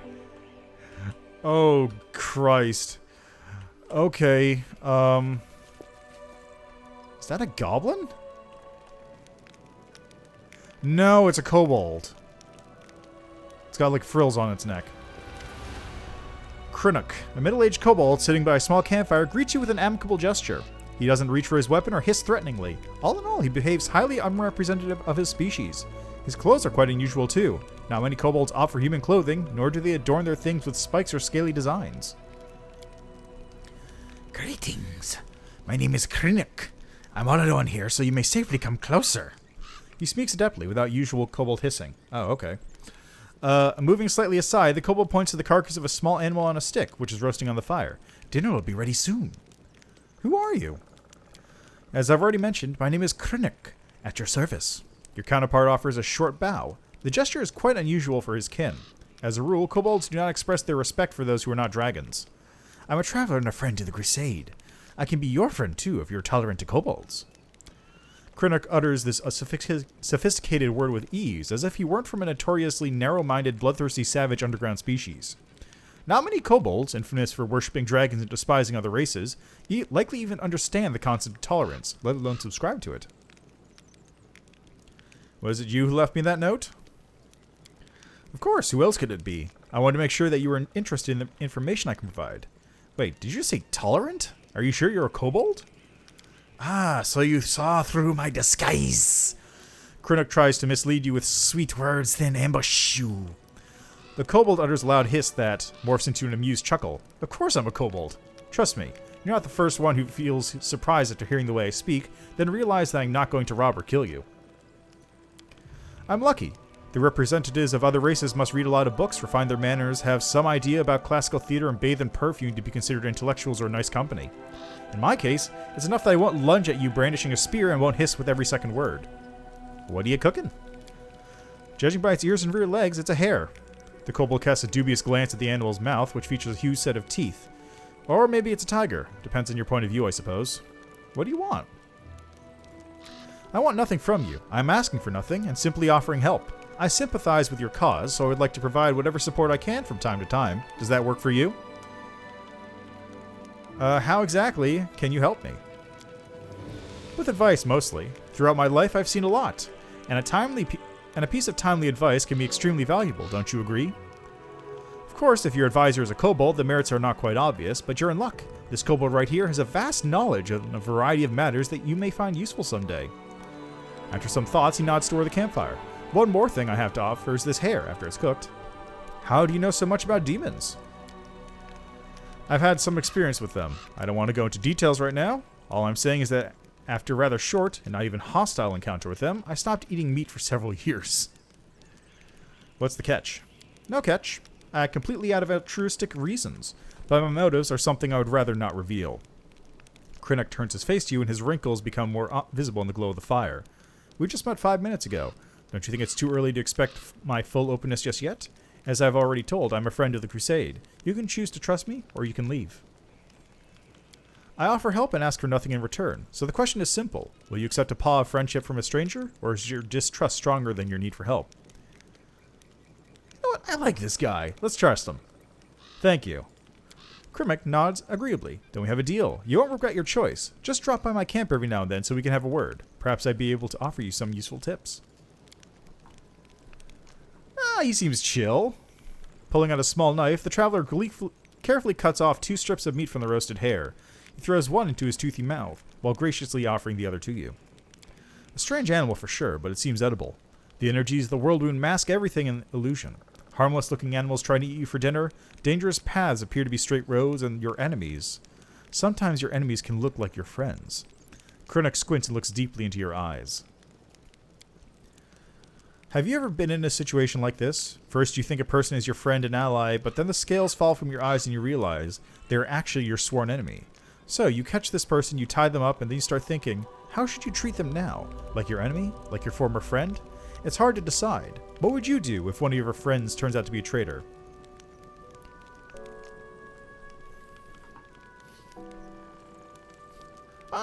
It's probably fine. There are no spies among the Crusaders, he says after just leaving this area with a handkerchief perfumed to smell like Vescavor juice. Let's go chaotic. I try to figure out what exactly can make him spill the truth about his real masters, then give him that. Kobold grins. What if you have to threaten him with the death of his family? Or if you have to grant mercy to a real villain? You don't have to answer, you're not ready. You don't have to answer, you're not ready. I can see it in your eyes. And that is correct. If you catch a villain, don't rush to put a noose around their neck. First, learn everything they have to tell. As for the principles of morality, you better stuff them deep down your back pocket and don't shake them in others' faces without a reason. I liked your answer. You obviously think with your head, rather than parroting the instructions of others. Then again, if we're discussing traitors, it's fortunate that betrayal is not reserved for mortals alone. Demons stab each other in the back even more often. The rumor is that there are at least 2 demon stashes within Dresden, filled with arms and supplies that were stolen by Deskarites from Baphometists, and vice versa. One of them is near the entrance to the fortress, while another rests in the entrance to the citadel. How'd you learn that? Gossip, hearsay, the world is an ocean of chatter, and I'm a quite skilled fisherman. Well, it's certainly valuable. I wouldn't have delayed you for nothing. Cracking his knuckles, Krennic gives you an inquisitive look. I hope that when the time comes for you to make a real decision instead of hypothetical ones, your wisdom won't fail you. Just one bad choice can turn a revered leader into a disgraced pariah. I've seen something like that. Moreover, I lived through something like that. My tribe suffered a disaster caused by just one bad choice. Can you even imagine? The kobold squints sadly, his shoulders slumping a bit. With a sigh, he begins to talk. I don't like telling the story, but it might be useful for you to know it. Perhaps it will serve as a warning. Is he one of the kobolds for the tree in Kingmaker?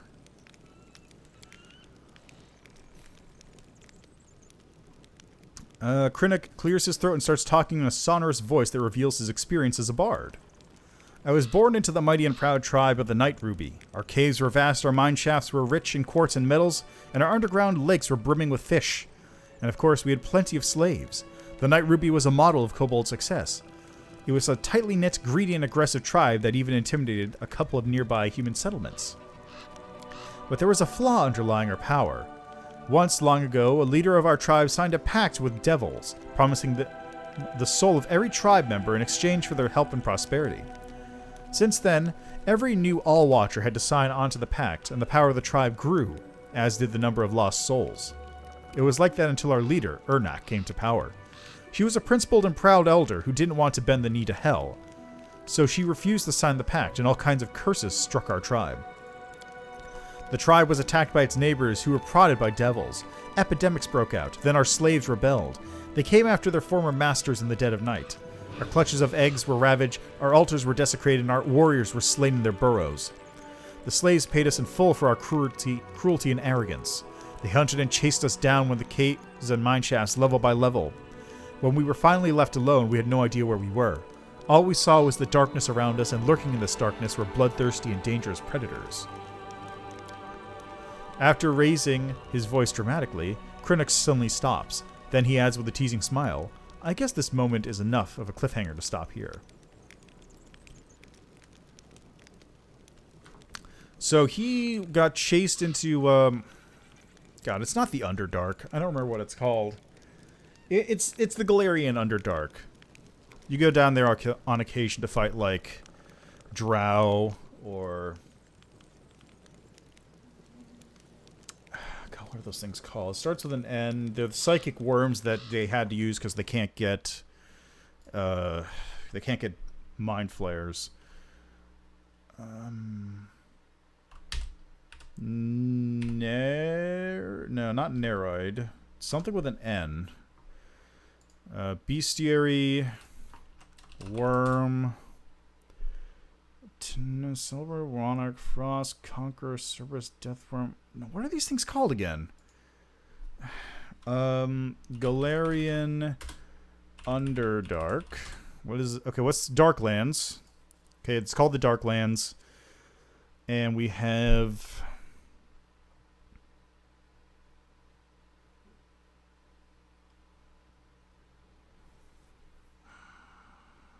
Inhabitants, Mongrelmen, Dwergar, Svirfneblin, Neolithids. Thank you. Neolithids, big old worms. I think they're actually from 3.5. Like, I'm 90%...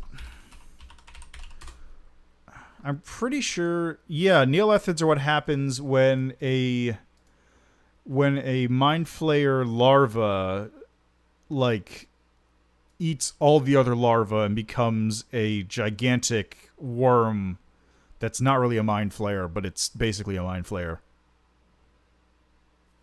Yeah, so they're in Pathfinder. They're just, they're not actually mind flayer worms. They're just kind of hanging around. I don't remember what exactly their deal is. Because you can't make mind flayers. I think there's 3 monsters. It's mind flayers, beholders, and displacer beasts. Can't be used in anything that isn't a D&D related product because they're actually copyrighted and owned by wizards. Alright, let's go. Well, no encounter here, so back we go. Where's the exit to this map? Is there an exit to this map? Where is the world map exit? There it is. Okay, thank God.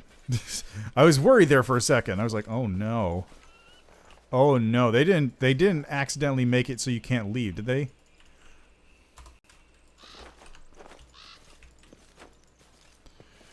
Oh no. Oh no, I can't leave, can I? Oh God, let's try.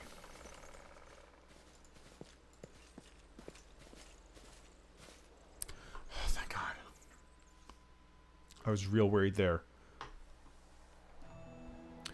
Were there beholders in Dragon's Dogma?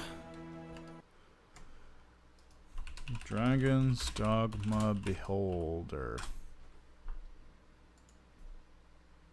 Oh no, they're not beholders. They're called evil eyes. You know, totally different thing. It's absolutely not a beholder. It just it's just happens to look exactly like a beholder, except instead of eyes, it has mouths on the tentacles. Like the closest thing I think I've seen to a beholder was Behold the Watcher in Magicka. Like here, let me pull up a picture of this guy. Oh, no, actually, that's still different. It has these, there we go. It has these, like, claws on its hands instead of, on its tentacles instead of eyes. So, yeah, you can't make a floating eyeball with eye stalks on it. That, you're not allowed. It's illegal.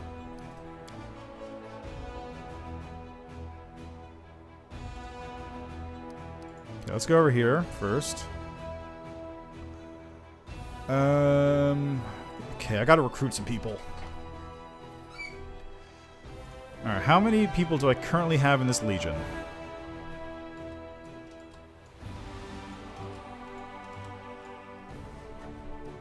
I have 100 footmen and 100 archers and 10 clerics.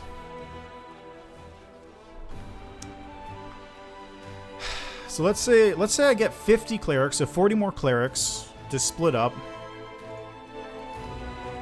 Can I do that? Footman, archer, clerics. How many of these can I even get? I can only get 20 clerics total. So that's fine, I'll recruit them. How many Hell Knights can I get? I can only get 6 Hell Knight units? That's better than nothing. I can afford 292 footmen.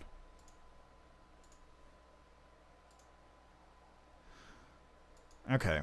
Recruit again. So let's just recruit everyone I can get from these groups. Whoops, I wanted that. There we go. Yeah, you have an army, but it sort of functions more like a Heroes of Might and Magic kind of thing. So I'll get back into the combat in a minute.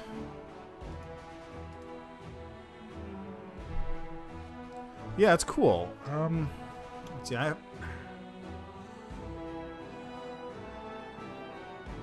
Let's do half and half. So I'll get 100. I'll get like 70. Like 70 more archers. I'll get the rest footmen. Okay, now you guys start moving. There's not really a time thing going at the moment, so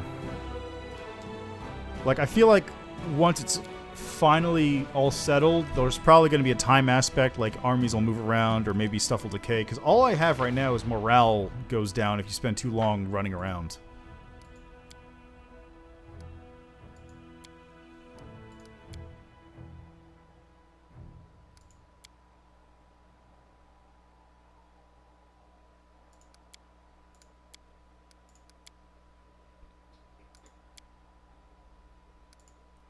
There we go, combine the armies, put some Hell Knights in, clerics go there, archers go here.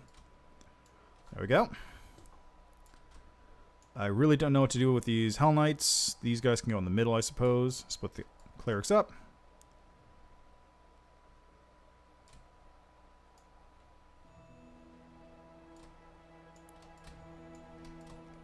Okay, so there's army formations.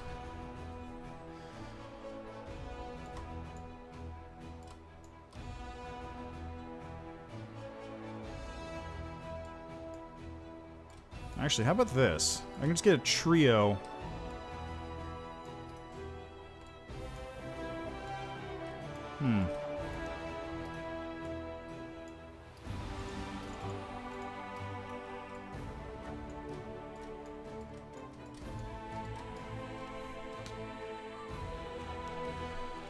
Okay, so there we go. There we go. So trio of clerics. That'll help out a bit. That is what my army composition now looks like. Alright, so head into the war camp, take a little nap.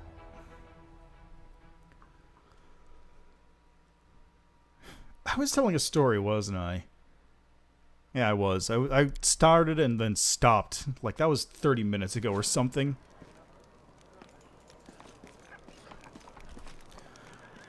Anyway, what I was talking about... I don't remember who Hylor is. Who are you?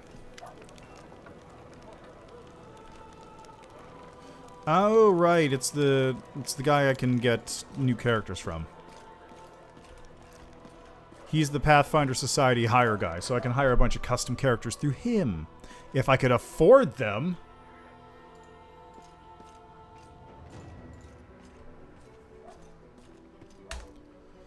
Okay. So, the story I was telling was we have this monk, right? And he just kept dying. It was almost a gag at some point. He died in the very first encounter I met him when he touched a poisoned doorknob and just died. He died a couple times in other combats, and the one I remember most vividly, because this was like a very large event, was when he died when we were fighting a like unearthed ancient god kind of deal. It was really bad. So it was a pretty tough fight. We were like going through it. We didn't even really win. Like, I'll get into how we won later on, but it was a rough fight overall. And the end of it was he had like 2 health left. He was sitting like far away from the boss, and he's like, okay, thank God, at the very least I'm safe now. And then the boss cast magic missile on him.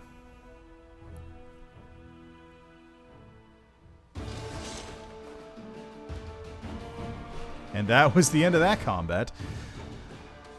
Well, no, that's not the end of that combat. There's way more to it. So, we were fighting this unearthed ancient god thing, and I was playing an alchemist at the time, because of course I am. And this alchemist was one that was possibly the most busted character in that party. I won't make too many like huge claims about his power because like it may sound like I'm bragging, because I am. Oh, the Hell Knights get power attack? Cool.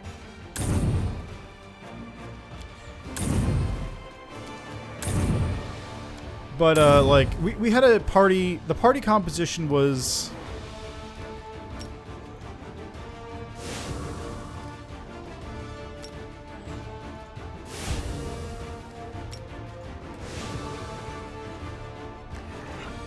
okay, so let me keep backtracking a little bit here. The idea behind the party was we were a bunch of like god descendants using a it was like a homebrew rule set somebody had made where we got Goblin Traits, which meant we were like superhuman.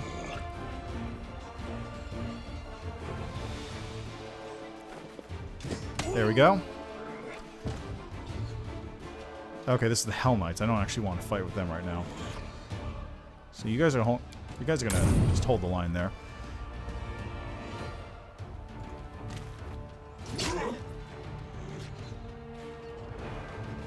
You're gonna hold.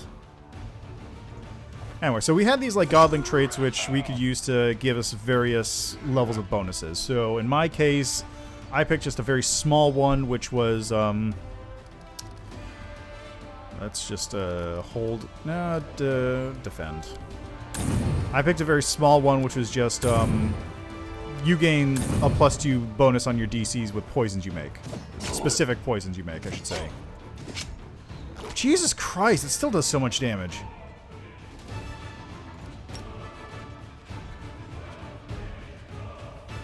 Oh, I did the wrong one.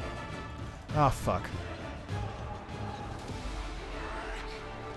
So it was a bunch of stuff like that. Another person had like a trait where they got a luck bonus, or a bonus to their luck because they were a descendant of Cade and Kalian, and a whole bunch of stuff like this. So, God, the story is very circuitous. I'm sorry.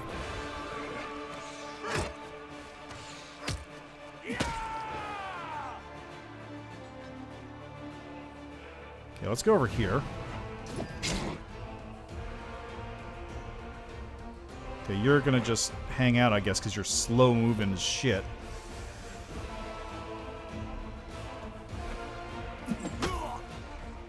Oh, they get 2 attacks. Cool.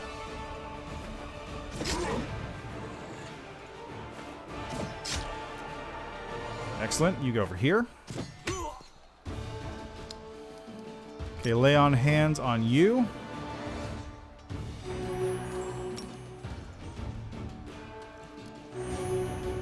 Keep my units alive.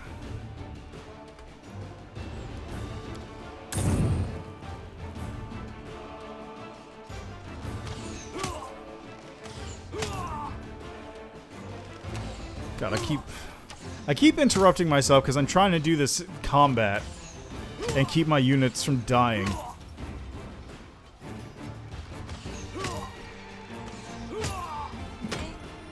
Did nothing to it. Holy shit. Yeah, no losses.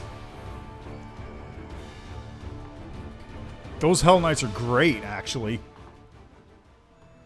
Disguised slaves fought fearlessly and relentlessly, like insects swarming around a flame without any awareness of what they were doing.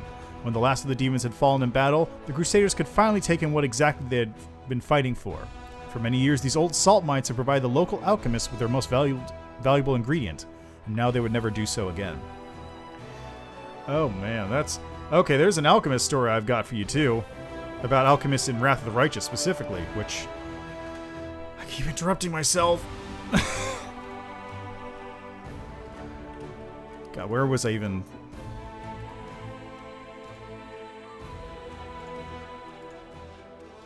Thank you, Woljif. You go here, you go here. Don't care about any of this. Let's go.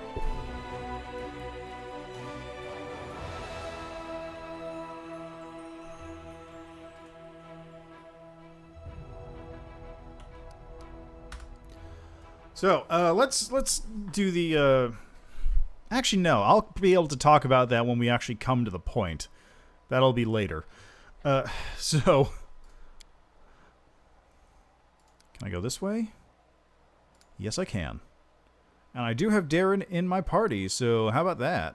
No, I'm almost there. I might as well just give me a second here. Okay, now I can rest.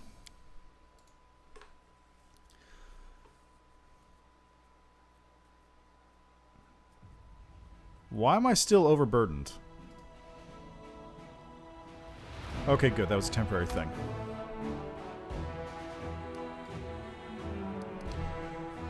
So before I enter, let me finish my story. Okay, so we had the monk. He kept dying.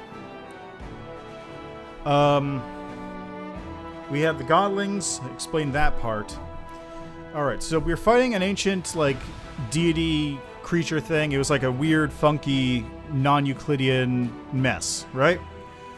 So we're fighting. The monk gets magic missiled at the very end, which kills him.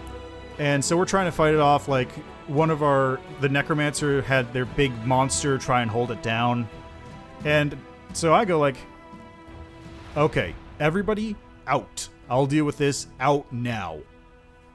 So everyone leaves, they drag the bodies away, and I'm sitting there alone fighting this thing, which normally would have killed me, except that...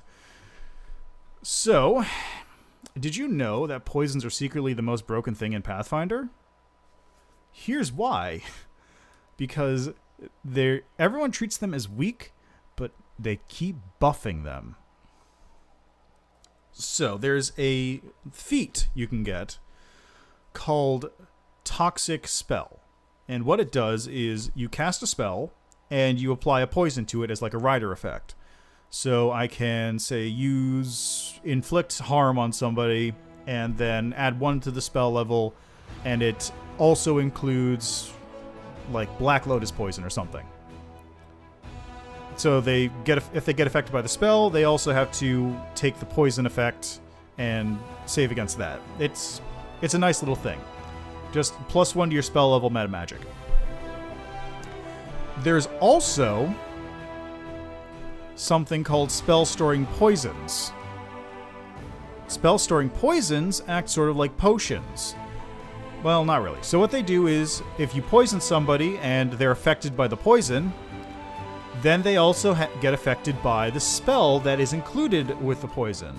And now you can sort of see where I'm going with this. So, at some point during the game, I figured out this particular little thing and started looking up different spells that were available, because there's a lot of limitations. Specifically for spell storing poisons, you can only go up to a level 3 spell included, and it only works on spells that are targeted, so you can't do anything that's personal range. You can't do like AoE, so you can't have a fireball sitting in the poison, for example. And it turns out there is in fact a single spell which is targeted, level 2 or level 1, so you can apply Toxic to it and turn it into a level 3 spell, and does damage. And that is a spell by the name of, I believe it's Burning Blood?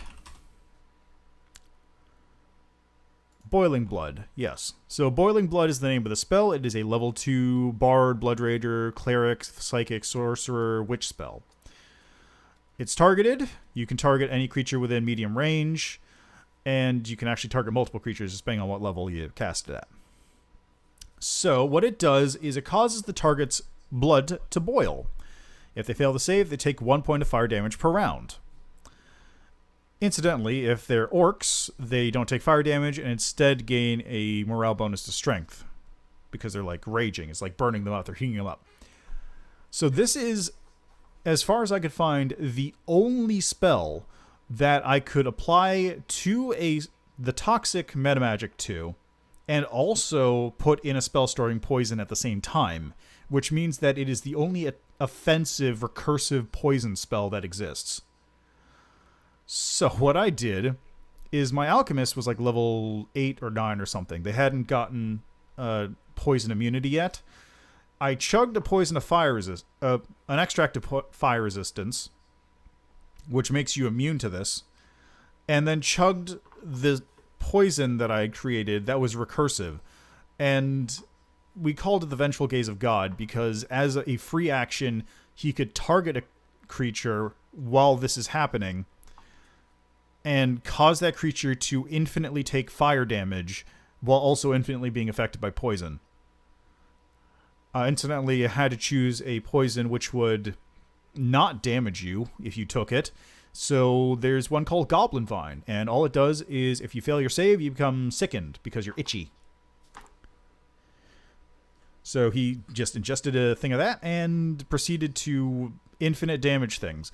And we later found out that in addition to being able to do that, you can also cause it to theoretically spread and wipe out a city, because any creature infected by it also begins to act as a signal that broadcasts out the poison themselves, and onwards, and it just keeps going. So as a free action, you could theoretically wipe out an entire city. It won't go past the city limits because anything that gets far enough away will just die, and eventually you'll run out of things to target, but you can theoretically do that, and anyone who isn't an orc or tiefling will just instantly vaporize. And then he became crazy and started running around making space lasers. That's a different story, though. But, yeah, so none. We're very... Okay, so let me get on to that other story since you mentioned that. He didn't wipe out any cities with that poison. Incidentally, he was neutral evil, so it would have been totally fine in character. So he didn't wipe out any cities because I had also figured out the countermeasures to sort of stop the potion and poison from acting.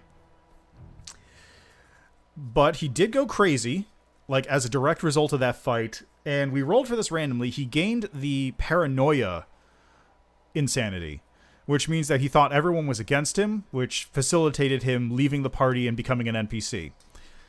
And incidentally, my character after that became a literal silhouette because there is a race called Astamoi who are just like, they're literally just black. Like that is one of their defining features. They're just a black silhouette. So he was a monk, and I just like took a PNG transparency of a like silhouette karate person from Google and used that, and it was the most accurate character art I could ever have picked. So after he went crazy, I did a little bit of like, okay, so I just gave the GM like, okay, this is what he's doing now, and he was doing like 100,000 gold a day. Like he was able to pop out an absurd amount of money just solo. And that's not including his literal army of simulacra that was doing crafting. So he was making like a country's worth of money constantly. And I was wondering like, okay, what am I going to do with all this cash? Well, since he's paranoid, how about I build a space laser? So that's what he did. He built a giant space station that just hung out on top of Galarian and had a solar-powered death ray that would vaporize the atmosphere down to the surface if he fired it. that's what he wanted everyone to think. What actually happened is he built 2 space stations. The first one everyone could see, but the main difference is that the laser was pointed inwards. So if anyone actually managed to infiltrate it and fight their way to like the control room, it would vaporize them. The second space station was non-magical and painted black so you can't see it or find it. Like it was just covered in lead. It was black. It was floating in space. The entire innards were like powered by alchemy, so it was non-magical. And instead of a space laser, it had a giant rail cannon that was aimed at the planet and could be fired at any location on the planet in like 14 minutes because I did the math out for the orbital speed. And at the end of the campaign, like we were all sort of like, okay, we're done with the campaign now, so we went down to the dungeon. We were fighting the final boss, but we weren't able to finish it before like the session was going to end. So I just said to the DM, "Hey, I'm going to just end it now, okay?" And he said, "Oh, yeah, okay, sure," because he knew what was coming. So then I rolled the damage for the railgun, which wiped out the dungeon, the party, and most of the country we were in, and left a gigantic crater. So I didn't wipe out a city with the poison, but I did wipe out the city with a giant space gun. Good times.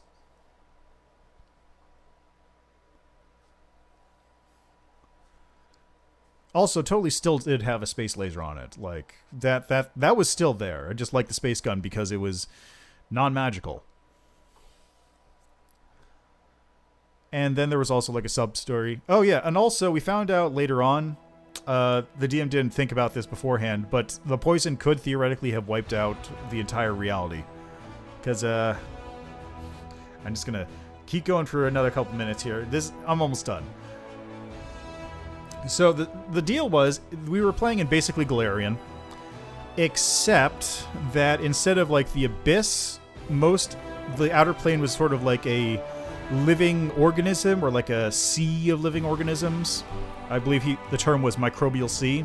So it was like if the Abyss was like an infinite number of like individual creatures.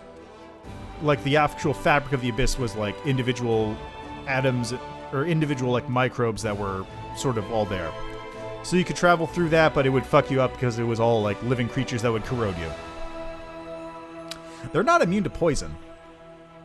So if the Vengeful Gaze of God poison had ever actually infected anything in this like extra plane, it would have theoretically caused all of reality to collapse. So hey, poisons.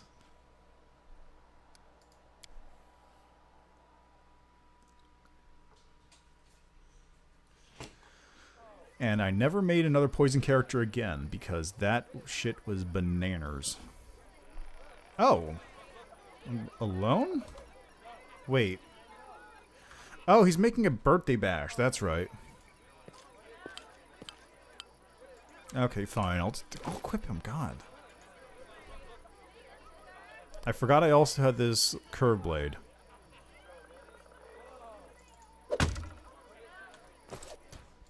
How you doing? Happy to serve you, Knight Commander. Hey, look, it's Regil. Darren's face is impossible to read. He has his usual half-smirk fixed in place, his eyes gleaming with excitement. But his anxious gaze wanders for just a moment too long before he begins his speech. I like how he has a guy and a girl just in their underwear next to him, too. My not-so-numerous but nonetheless dearest guests, after a year ago, at my last birthday party, I assured you all that I nurtured a deep-seated hatred for boring people who gave protracted speeches in the misplaced belief that their inner thoughts are of any interest to anyone but themselves. Now I'm a whole year older and also a full-fledged crusader, an honorable position that requires me to be as dull, pedantic, and vexing as I possibly can. Therefore, a speech it is. The revered cleric Nestrin, my guardian and tutor, often told me that those who live in a sinful life may expect to join the abyssal hordes after they die. This is why their path is the most despicable of all. A part of their soul may return to Mendiv in the abominable form of a demonic crusader. Actually, yeah, that's a good point. Every time we see a demon, we might as well think about it. What if this wretched creature used to be your great-great-grandfather? What if certain parts of this pointy-tailed beauty used to belong to the pious cousin? They say that the demons represent the sins of the souls they are made of. Succubi emerge out of lustful souls, vandals turn into abracandilu, gluttons become nabasu. I, for one, am determined to commit as many different sins as possible so that the distributive mechanism of the abyss breaks when it tries to decide what to do with my soul.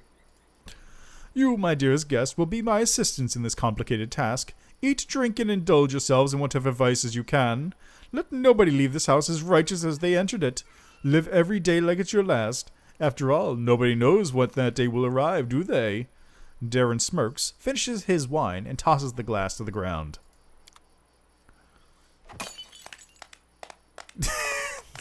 Like the two people clapping. How interesting. Inquisitor Loiter whispers in your ear from behind. Did you find anything? Nothing really. I just took note of a few things. I attempted to find out whether anything unusual or mysterious has happened to the Count over the last 10 years. During my conversations with his acquaintances, two people noticed that he never speaks of the revered Nestrin, the priest of Iomade, who is his guardian and tutor.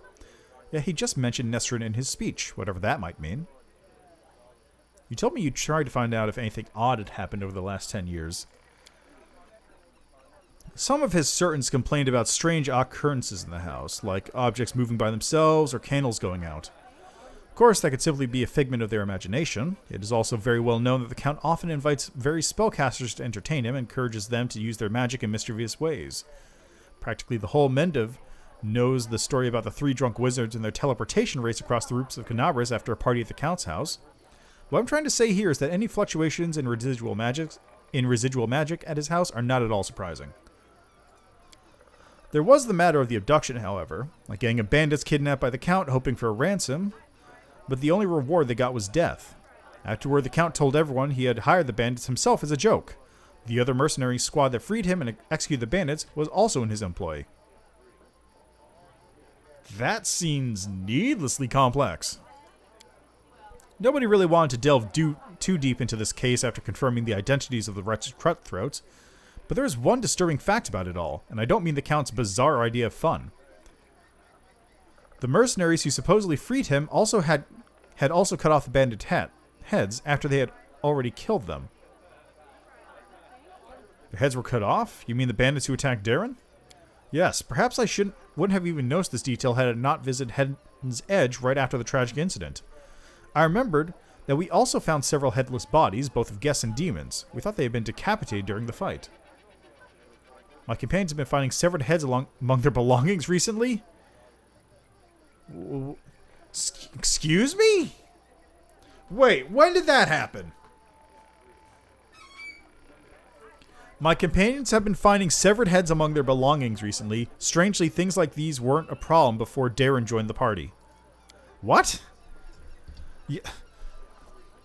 I'd like to point out that if you're finding severed heads among your belongings, you should probably point that out before anything even, like before any of this even happened. This is an alarming coincidence. Now we have another reason to conduct an investigation. It is crucial that we find out exactly what happened at that tragic feast. What do we need to do? Now that's the hardest part. I mean, on the one hand, no, it's not. It's never normal. On the other hand, world wound. So, I need to dive deep. Oh, does it? Well, I guess I can't complain. I guess I can't really talk about that then, can I? I need to dive deep into the past of this place, which requires casting several different spells over some time. It would be very convenient for me if nobody interrupted the process, especially the Count himself. I don't think he remembers my face, but a suspicious stranger casting unknown spells may attract his attention. All in all, what I want you to do is distract the master of the house. Right now he's playing host in the very place I'd like to start with. How do I distract him? I don't know. Maybe your companions can assist you somehow? Or you can take a look around. Perhaps there's something that can help us.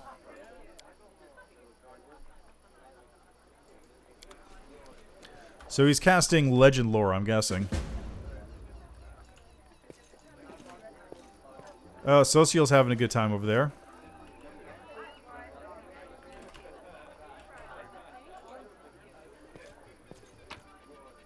Got some wine from Kyonin.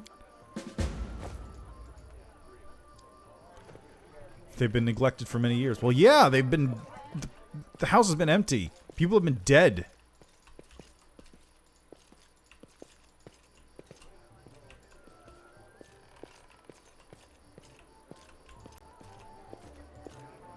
How you doing, Lan?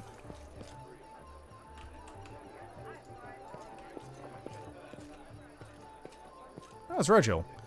This estate should be remade into a formidable defense outpost. Should be expropriated for the sake of the war effort, and the owners compensated after victory secured. Let's see. There are occasional traces of older masonry and foundations. It looks like the building was reconstructed several times. Interesting. Time becomes distance. There's Darren. There's Camellia.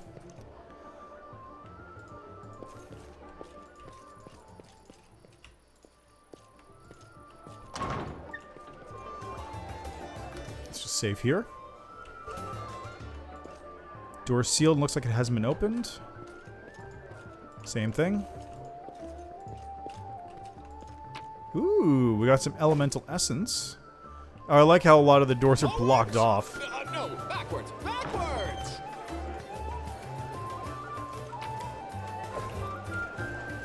Now there's Woljif. I can recognize him by his lack of movement. How you doing, Nenyo?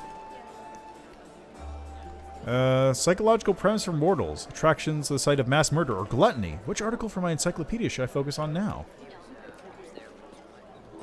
I don't like it in here. This party is stupid. How you doing, Woljif? Everything here is just so sparkly. I'm just gonna take a look at this thing and put it right back. Honest. Step, step, step! Ah, we can go through these doors. Cold Iron Masterwork Orc Double Axe. That's a mouthful. What do we have here? A heavy shield. That's it. It's just a heavy shield.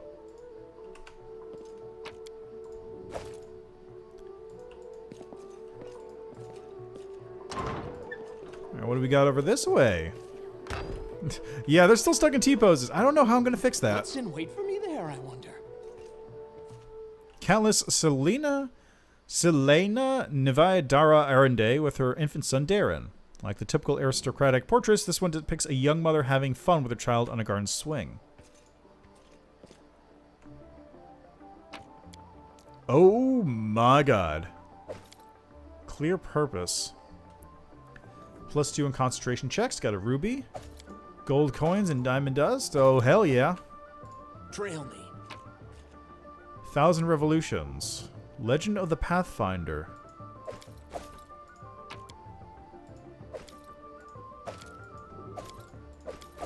I'm just going to go through here and loot everything as it is. Stories told us by spirits, the knight with harrowed hands, Canabra's medium alliance punishing. Time becomes distance. Alright, that's everything here. Let's go see what Darren's up to. How you doing, Darren? Darren, who's been watching the guest with an unreadable expression, turns his head to you and says in a casual tone, like he's continuing a conversation that was interrupted, I've always considered myself an aesthete, not a hero. Yeah, I'll try that out. When doomsday comes, I thought, I'd pour myself a glass of 100-year-old wine, sit in the front row, and just watch the world burn. Playing the violin was also an option. Now I'll be damned if I know how I ended up in the Fifth Crusade. How did I become the companion of a hero chosen by Iomade? Sometimes the most casual occurrence dictates our fate's course. I'm afraid that's not always the case. Sometimes dictated by alien but wholly deliberate forces. Tell me more about Heaven's Edge. This estate was once a truly beautiful sight once. with its lush gardens and placid ponds. Darren smiles briefly. It is a genuine smile, quite different from his usual half-smirk. The house itself is not that large, however. This land was part of the border region even before the world wound, so my ancestors took that into account when laying the foundations. The larger the mansion, the harder it is to defend. I'd gladly give you a tour, but I'm afraid there's not much to see here. I don't have much time, so my servants only managed to clean up this yard, the great hall, and a couple of rooms. There's nothing interesting about them, except perhaps the magical firefighting system powered by water elementals. I'm not sure it's still functional, though. You do remember that you're still my field attaché and plenipotentiary, something, Count? I demand a report of all your work so far. Oh, I'm so sorry, I didn't mean to. Did you also not mean to ruin a suit that cost more than a thoroughbred? Don't fret, I have a spare, just you wait. When I return, I shall look even more stunning.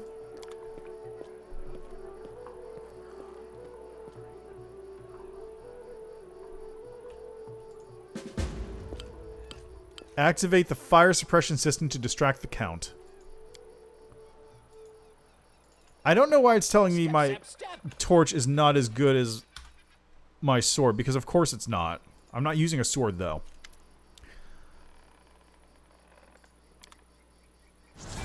Now, here we go. Legend lore. The hum of voices, laughter, and music fills your mind. When the visions come fragmented and hazy at first, they eventually coalesce into reveal a single face. It is a woman of stunning heavenly beauty, and her delicate features instantly tell you who she is. The family resemblance to Darren is obvious. My dear guests, the Lady of Heaven's Edge welcomes all of you today. I hope this day is as bright for you as it is for me, because on this day my precious, sometimes arrogant, but utterly beloved child was born. A child is usually a reflection of their parents and caretakers. Countess, will you allow the humble tutor of this young man to address this guest and the man of the hour as well? A new face appears. It is a handsome old man with a strong, dignified posture and a voice that emanates power. Can't we have just one day without your sermons? It's my birthday after all. 10 years ago, the young Darren had an utterly angelic appearance. His table manners and expression lacked the dignity of a true angel, however. Day, I'm sure the Reverend Nestrin only wanted to hug you and offer you his best wishes on your birthday. Wait, what? What's that noise?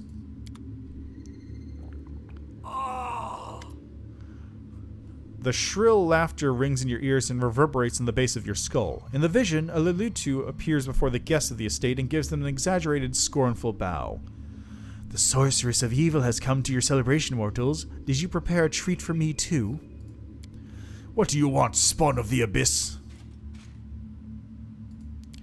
I've done everything I wanted to. Hey, you, doddering cleric, look around. Don't you notice anything odd? The plague is in your wine and your food in the air around you, in your blood. Soon you will all die. Pray to your pathetic goddess and call upon your healing powers all you want, but they're not going to help you. Nothing will help you. I will give you a chance to see it for yourselves, and when I return, the grave realization that will have already sunk its teeth into your throats. Oh, how I love watching mortals in their final desperate hours.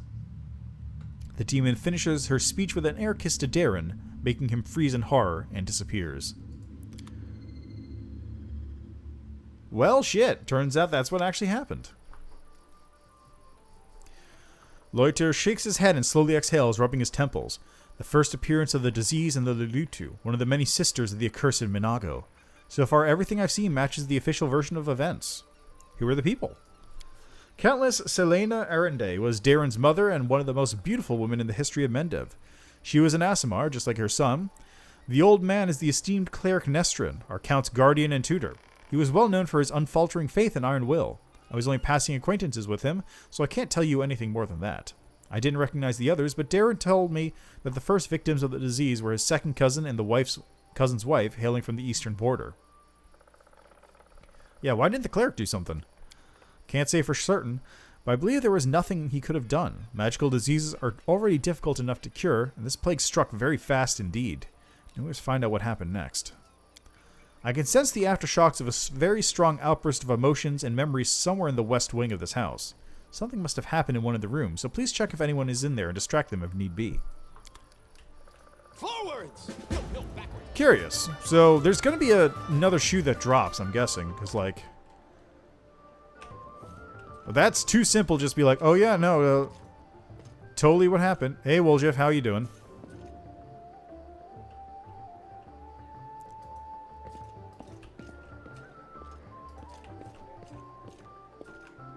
There's Darren. What's in wait for me there, I wonder?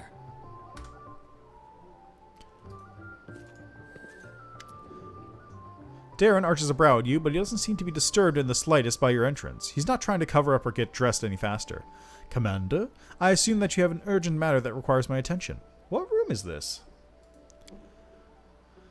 Darren casts a look around the room as if he had never seen it before, then shrugs carelessly. Just a random room. I told my servants to make some rooms ready. This is one of the rooms they chose.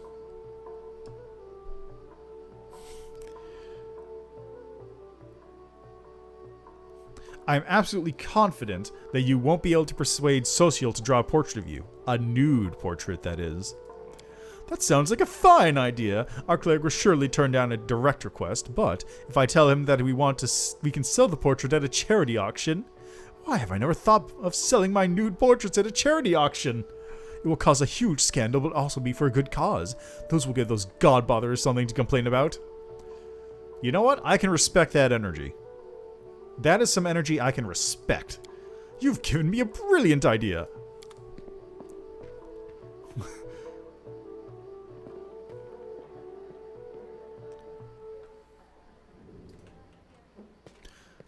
Hey, Social, paint these nuts. I see that you were able to do as I asked. Prepare yourself. This vision might be rather difficult to watch.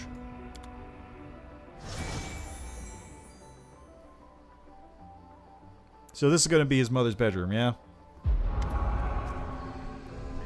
Young Darren stands motionless by the Countess's bed. His face is pale with fear, and for good reason. His mother's heavenly beauty is gone. Her smile, once beaming with vitality and happiness, looks more like the grimace of a corpse. Only her golden hair still glows, a sad reminder of the healthy young woman she was just a few hours ago. Mother, can you hear me, Mother? Day, my boy, how did you get here? The Countess's voice is failing. Don't cut me closer, this disease. Mother, listen. The Reverend Neston has sealed the gates. He says that it won't let anyone leave the estate. If the plague reaches the larger settlements, nobody will be able to stop it. He claims this is why the demons attacked us in the first place. They knew that we would call upon the strongest clerics to heal us, and those clerics would catch the disease and die as well. A fat baron and his family tried to escape, but 3 armed paladins barred their way and said they would not let them go. Mother, we need help. Canabras is full of clerics, wizards, and demons. Know who else? They might know how to stop it. We need to get there as soon as possible. We must obey the Reverend Neston. We're the Lords of Mendev. We must protect our people. If it reaches Canabras, thousands of innocent people will die. I don't care about any innocents. Darren's voice rises to a shout. You're ill. Mother, you're dying. You must tell them to open the gates and take you to Canabras. They won't listen to me, but you are the lady of the state. They can't refuse you. I can't. I must. Please leave, my dearest. Don't lose hope. You can still... A convulsion overtakes the Countess's body. Her last words are swallowed by a long, guttural groan.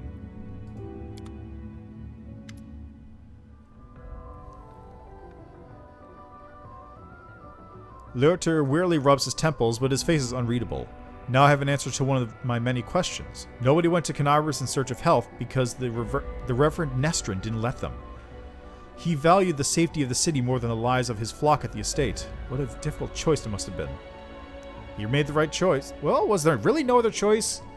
Magic exists. You could have spent a letter. Who can say now?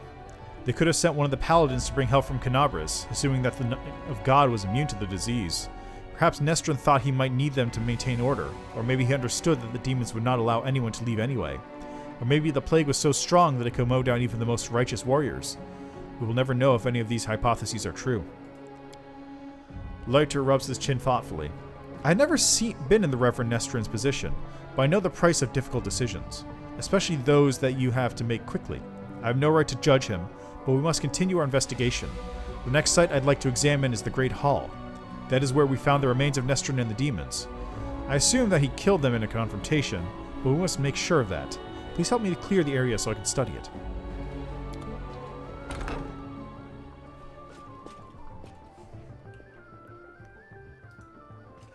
Ooh, frame rate is starting to chug a little bit. Ooh, boy. Stop trying to talk me into this. You're neither heart nor conscience, Darren. Even the noble idea of charity becomes a farce when you touch it.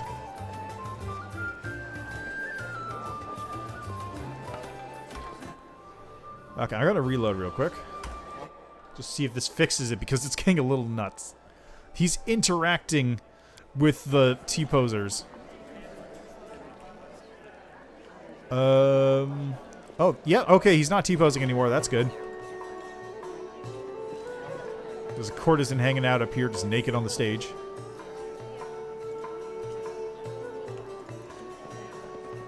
Time becomes distance. Is there a way to set off the fire alarm?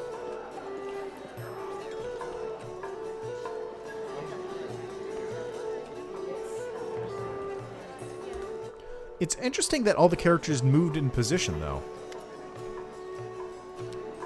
There is a feverish gleam to Darren's eyes, owing to either tipsiness or some overabundance of emotion. Ho there, Singed! That Roger Socio refused to sketch me in the nude for charity. Well, it didn't upset me too much. The faces he made while I was explaining the idea to him were well worth it. He looked very much like a pious matron being confronted with a talking male organ, one that was 2 feet long and being held aloft by a pair of golden angel wings. How are you enjoying my party? Are you having a good time? Yeah, I'm having the time of my life. At least someone here is having fun. Fine, let's change the subject. I thought the unique ambience of Heaven's Edge and the fact that we're on the very border of the world wound would make the celebration special. I thought the past would resurface and make itself known. Darren smiles bitterly. Well, it seems even ghosts don't wish to attend my parties anymore. What can we do to liven up the evening?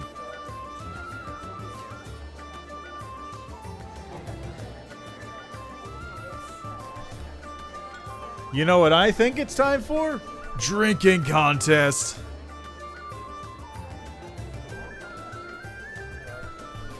Ah yes, the tried and trusted method for salvaging a dull party. For salvaging anything, actually. I'm ready, but who's my competition? I need to give it a second. I'm drinking him. Let's do it. Me!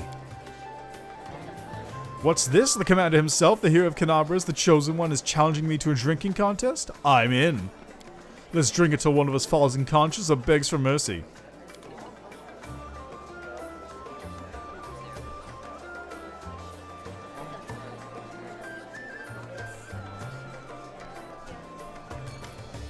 That was just a little warm-up.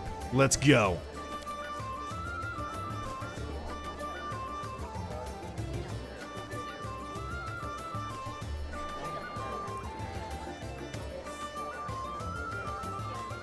I'm just gonna keep going until until one of us passes out.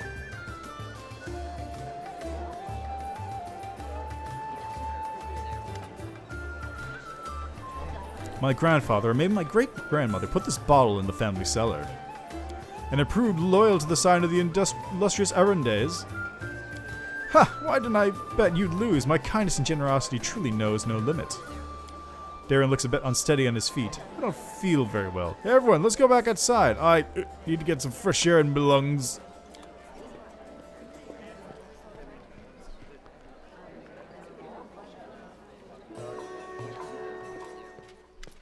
Here we are again, Commander. Loiter looks grim but focused. So let's take another glimpse into the past.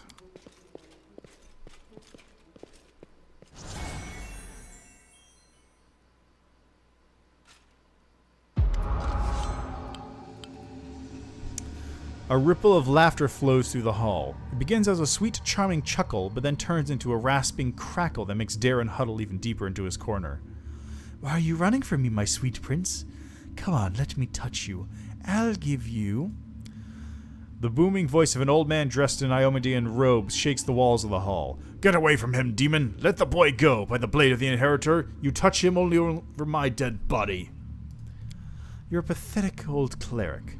Are you the guardian of this charming little prince? Well, you guarded him in vain. The disease is already circulating in his blood, and soon he will rot before your very eyes.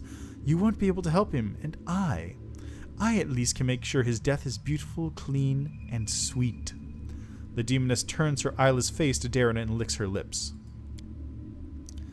A coarse laugh escapes the young man's throat. We'll see about that. Loiter turns toward you in astonishment. Droplets of sweat glisten on his temples. Something is wrong, Commander. My spells are not working as expected.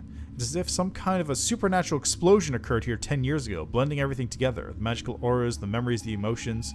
I'll try again to read it. Are you sure you're good, bud? I'm not completely sure, but it's unlikely. The past is in the past, and no one can travel through time except for some uniquely powerful entities. Like Aeons. So if I'd kept the Aeon thing, it probably would have been affecting this. Interesting. No one can travel through time except for some uniquely powerful entities like Aeons or perhaps the eldest of the first world. Even though the past of this place is horrible, it poses no threat to us in the present. For people who aren't aware, the eldest are effectively like Fey gods. So there's the regular like Galarian and like the Outer Planes and all that, and then there's the First World, and the First World is like the blueprint that the real world was drawn from. And it's also where like Fae hang out, so it's like a place of pure chaos, but it's not like the Abyss chaos, it's just like random stuff goes on. So the Eldest are like the gods of that realm. They're not really gods, they're just sort of like the highest tier of the Fae. And they act like gods to like some people in Galarian. You can worship them as gods. Like you can worship any sufficiently high level outsider as a god. You can also worship any sufficiently high level human as a god. That's also an option. Also, gnomes are from the First World, which is why they're immortal unless they get bored of life, in which case they die. Or they turn into bleachlings, which means they lose all color in their skin and become like super immortal, except for dying when killed. Which actually makes it really weird that there's a gnome who's running the Hell Knights, because that's like the opposite of what they should be. Like, I don't... Maybe running a Hell Knight order is interesting enough to keep a gnome alive forever. Alright, let's go. Just give me a moment to focus. I will try to channel my visions and feelings to you as accurately as possible. Darren, my boy, what is going on? Lurch's muscular shoulders suddenly begin to shake. The vision he is channeling does not change, but you feel something enormous and chilling silently infiltrate the reality around you. The presence of this nameless being becomes almost palpable. Some alien entity is talking to him. Hurry, old cleric, stop him right now. Do you really want to see what happens when... Save me. Can you save me? The presence thickens into something more tangible. The entity is silenced, but you feel your blood pulsing in your temples, and each beat brings a new image, or rather a new notion. Help brings a feeling of relief and safety. Exchange makes the pulse stronger, more demanding. Gate and secret come immediately after. The images become heavier, almost visible. Secret, keep the secret, otherwise death, death, death. The gruesome images whirl through your mind, filling it with pain and fear, and then it all starts again. Help, exchange, secret, death. Nestrin stretches out his shaking hands, suddenly looking like a doddering old man instead of a mighty cleric imbued with holy powers. Darren, wait! The thing you're about to let loose is even worse than these demons! Darren's body is quivering like a taut bowstring. His eyes dart from the cleric to the demoness, who is frantically casting protective spells. Demons, saints, I'm so fed up with all of you. Burn!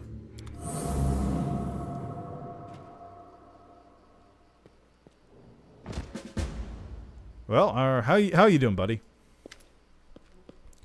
Loiter opens his eyes with a groan, then gets back on his feet. His legs are wobbly, his eyebrow is cut, but he seems not to notice. Sincere sorrow is written on his face, as well as a strong hint of horror.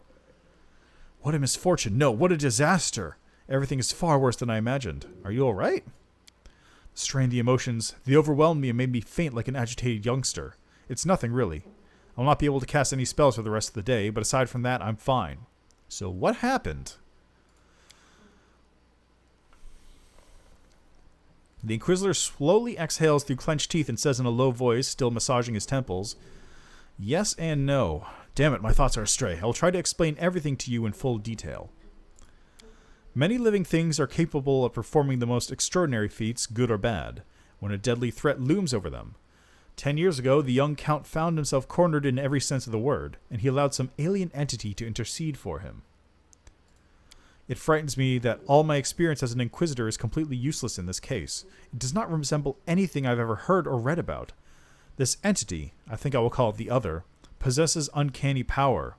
It was capable of instantly killing 3 greater demons, a mighty cleric, and a host of other mortals. You saw everything yourself. What's even worse is that this entity, this Other, is still here. Loiter takes a long pause. His gaze is drawn to the chamber where all the guests are laughing and dancing. Darren's eloquent voice rises above the music for a moment. He's asking someone to bring more wine and add more logs to the fire. I don't know what exactly this creature is, but I know what it did to the Count. It turned him into a living gateway. The Other is not inside the Count's body, but is not directly controlling his mind. That's why there are no obvious signs of possession, but it is looking through his eyes. It treats him like a window into our world, and it can instantly step through it to wreak whatever havoc it desires.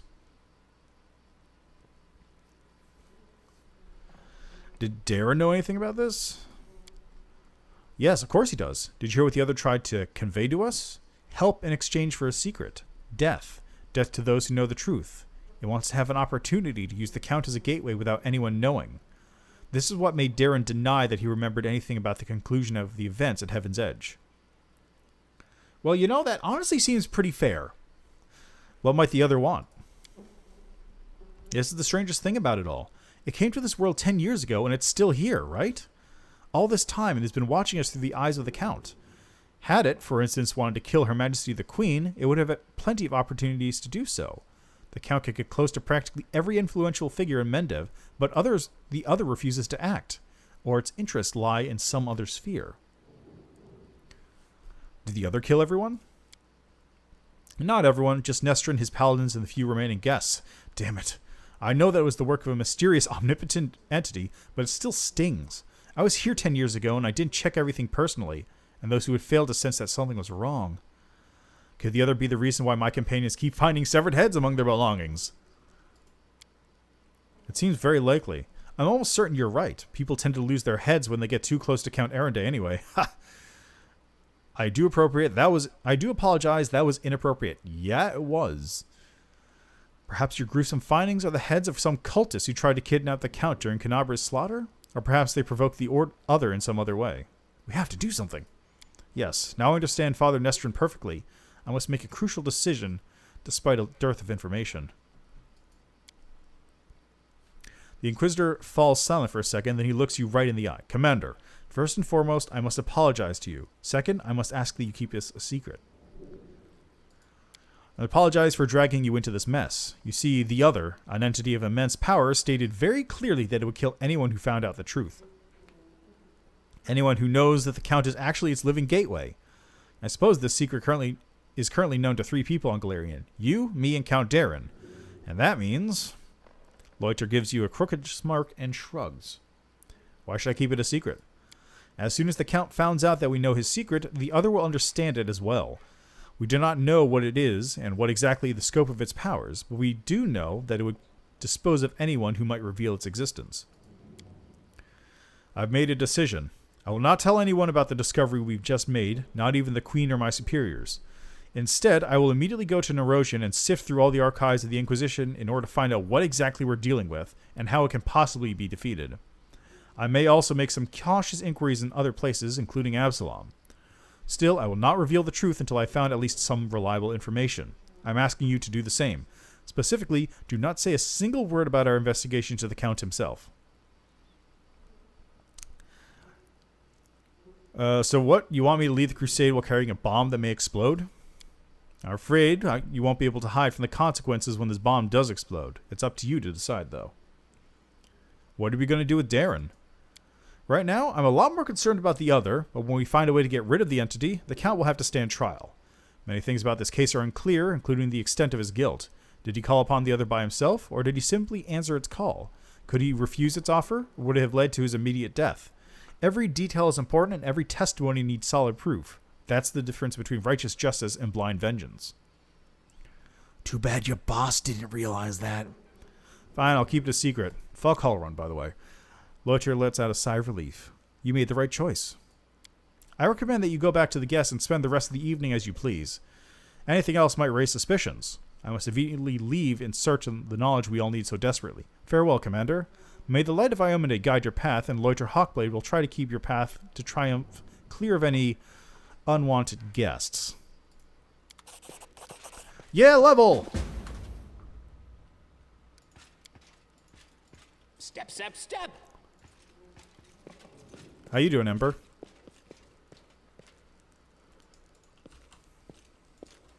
Okay, where's Darren at? There he is.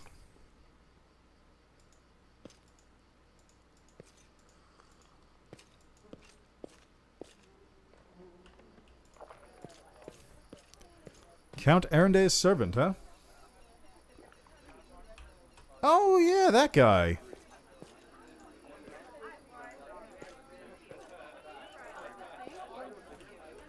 Alright, looks like it's just, do you want to leave or not?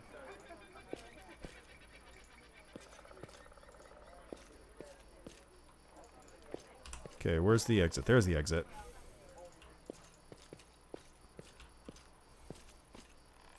But before I exit, let's get some characters leveled up. Specifically, you. Okay, you're going to level up as a cleric.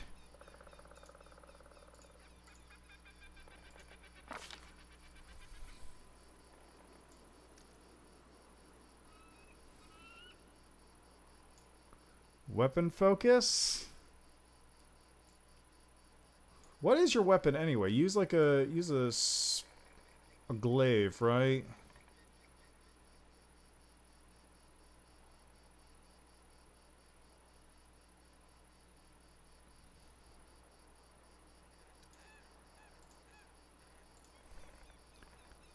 Actually, what is your weapon? Hold on.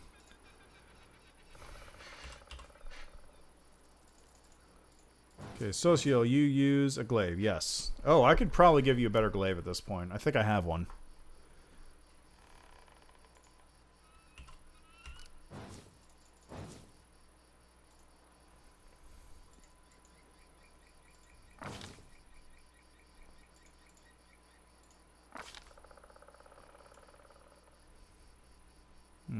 Let's see, what do you got? We got endurance for initiative, improved on our strike.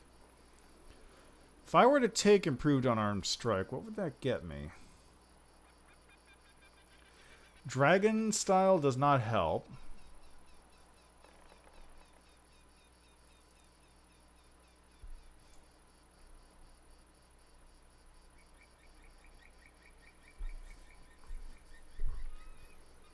I could take trip and go into greater trip.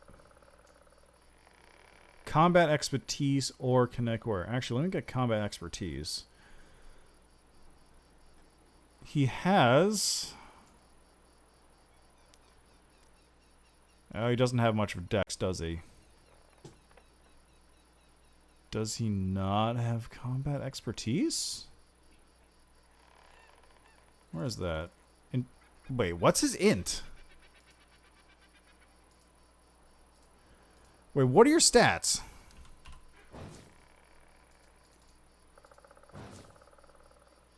Ten int.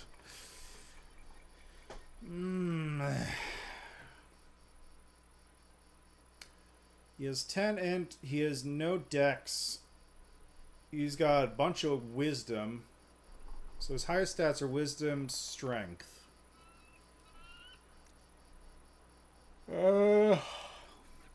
Okay.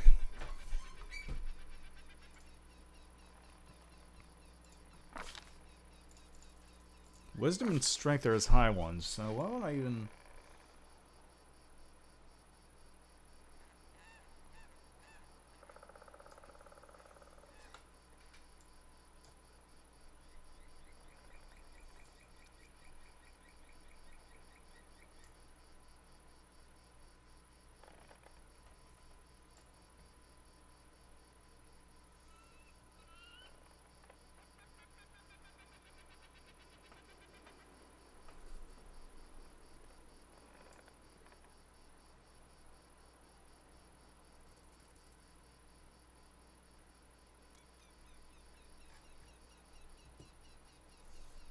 Stat? What? Wait, what? You can take a feat that just gives you a bonus to stats for 2 perception.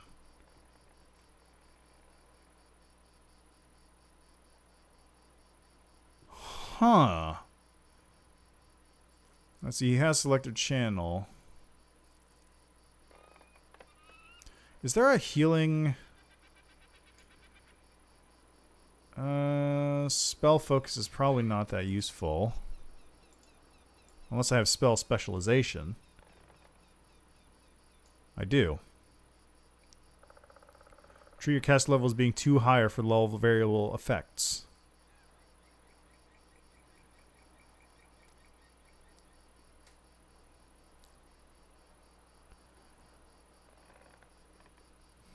That actually might not be bad. I can treat my caster level as too higher for spells, such as cure spells. So let's take spell focus. And I believe healing spells are under conjuration, right?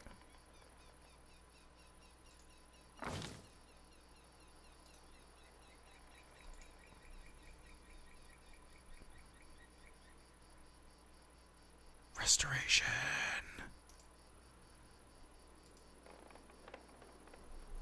Like, if nothing else, I can use critical wounds as a offensive spell if I ever deal with some undead. So let's go. What is this? Sickened. Oh, because I was puking up my guts because I was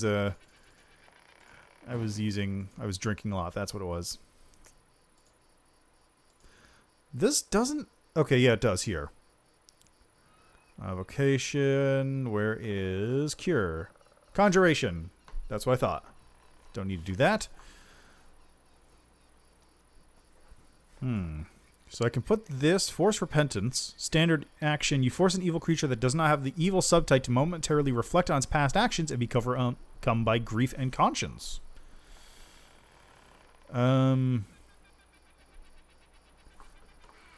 So 1 round per level will negate spell resistance. Rainbow Pattern. Pattern fascinates a maximum of 24 hit dice of creatures. An affected creature that fails its saves is fascinated by the pattern and becomes dazed. That's real good. That goes in the domain. Freedom of movement? Yeah, baby.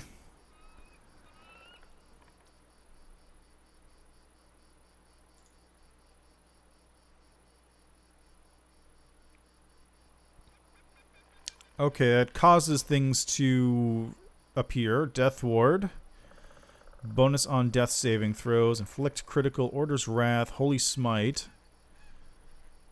Maximum 5d8 to each evil creature in the area. Oh, it's an AoE.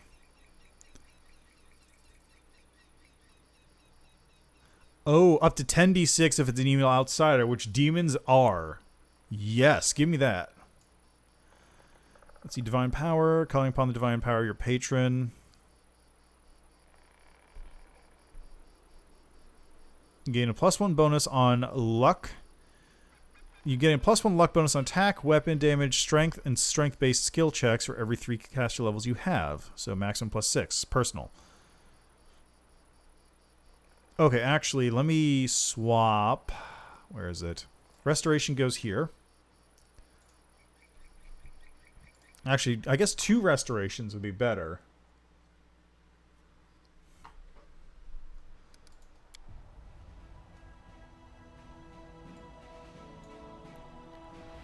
So back to camp.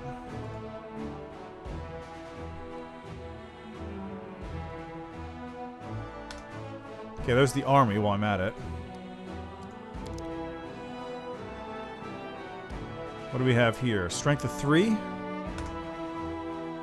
Strength of 2. Strength of 8.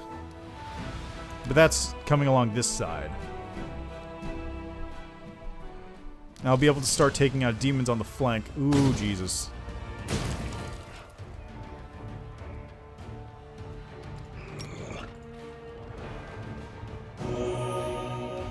we go.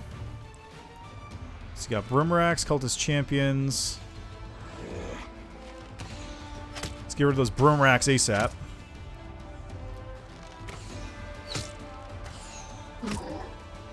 Before they can act. Nice. Okay, you can defend yourself for the moment.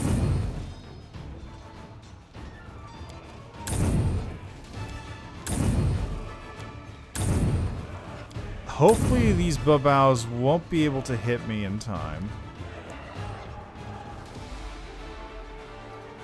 I wish I could see which ones are damaged. Right, I got 3 cleric troops to protect here.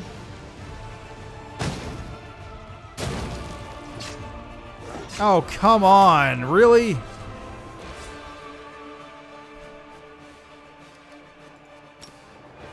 Cure wounds there.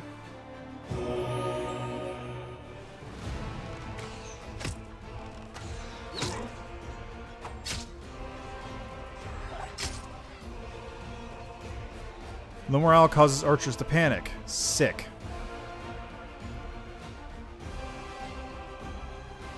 So let's attack you here.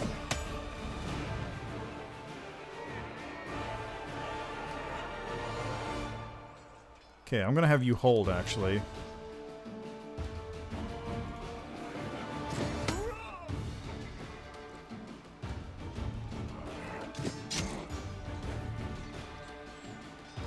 What?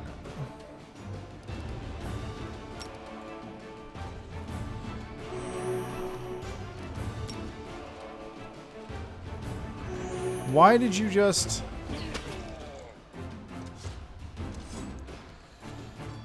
Okay, you attack these guys right now.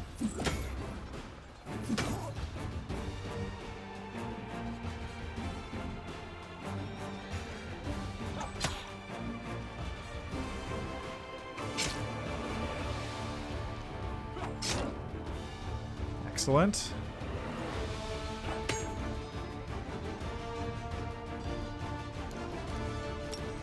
Okay, who needs healing? They... Oh, that's Smite. Whoops. They need healing. And while I'm at it, also heal this unit up.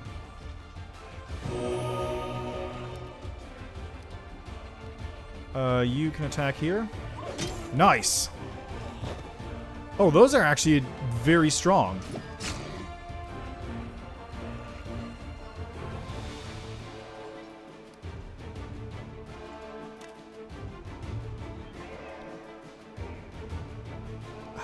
I moved that into the wrong spot.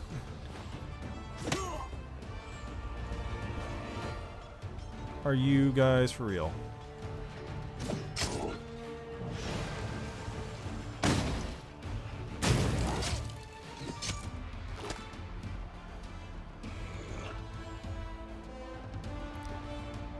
Okay, that cultist champion is going to act in a second. Nice.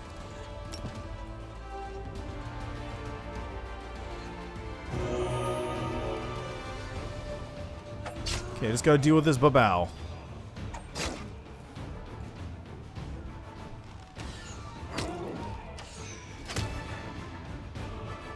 Wish I could attack this guy. Might as well just move these guys back down here. Smite! Oh, fuck odd. I messed up. That's fine, I guess. They don't actually have anything they can do.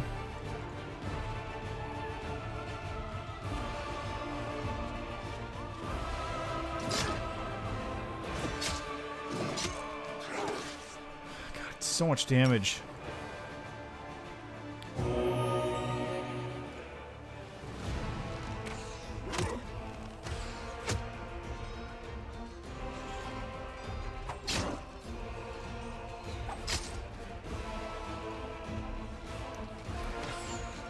I really wish it also made it very clear who's attacking at any given moment, because like...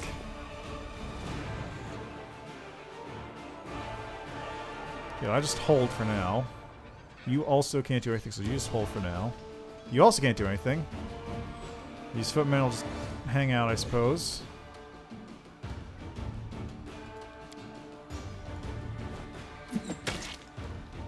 Yeah! So I lost about 40 archers. 45 archers? Okay. It's not terrible.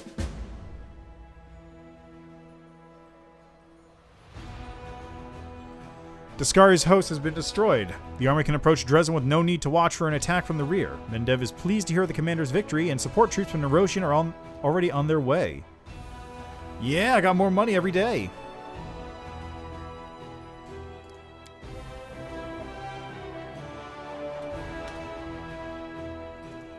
Let's see if they can take out this. I think I can. What is that? Zombies? Ghouls? Yeah, okay, I think I can do this.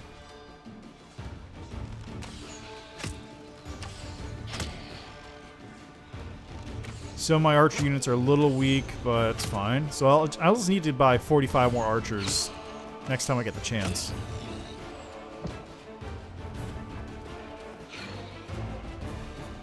Really? Are you serious? There's a rock so he can't even do anything?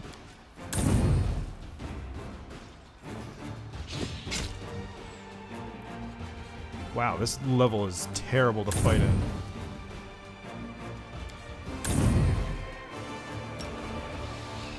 See anything I can do? Can I like heal right now? Nope.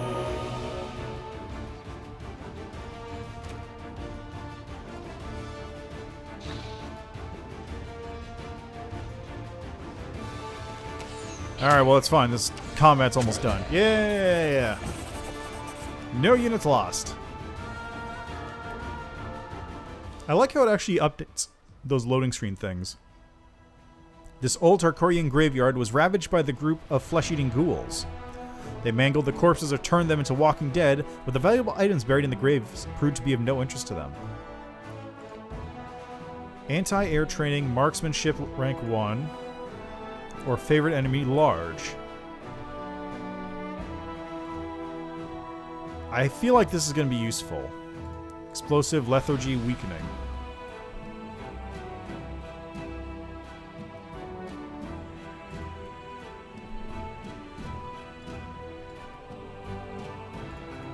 Let's get that.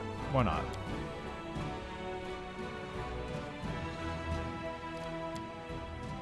My current army strength is 6.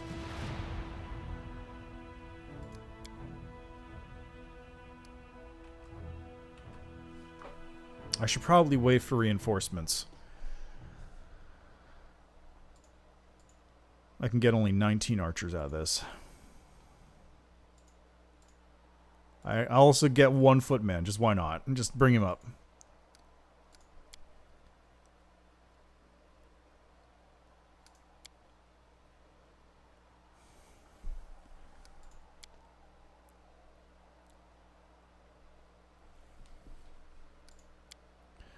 Yeah, it's a little awkward how, like, this effectively does nothing. Okay, we can rest in the camp, I think.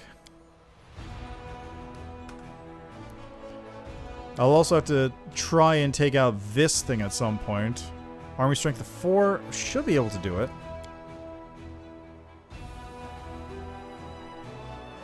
War camp.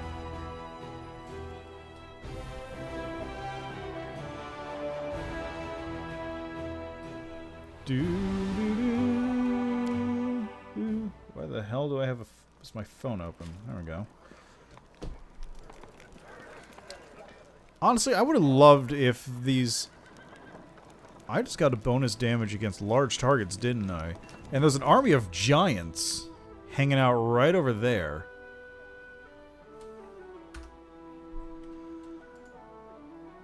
Well, that should work, right?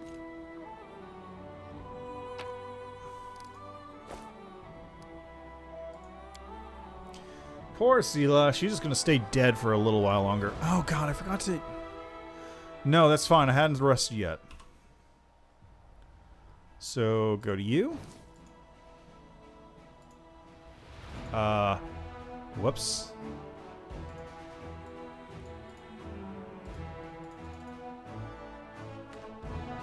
I guess I can't do it unless I'm in camp or an area.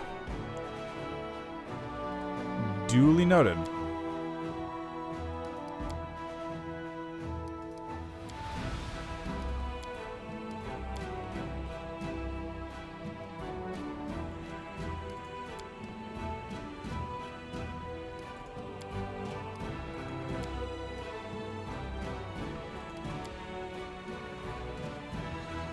Ah, so close. Combine the armies. And this guy can go right there. Hey, evens it out. Yeah.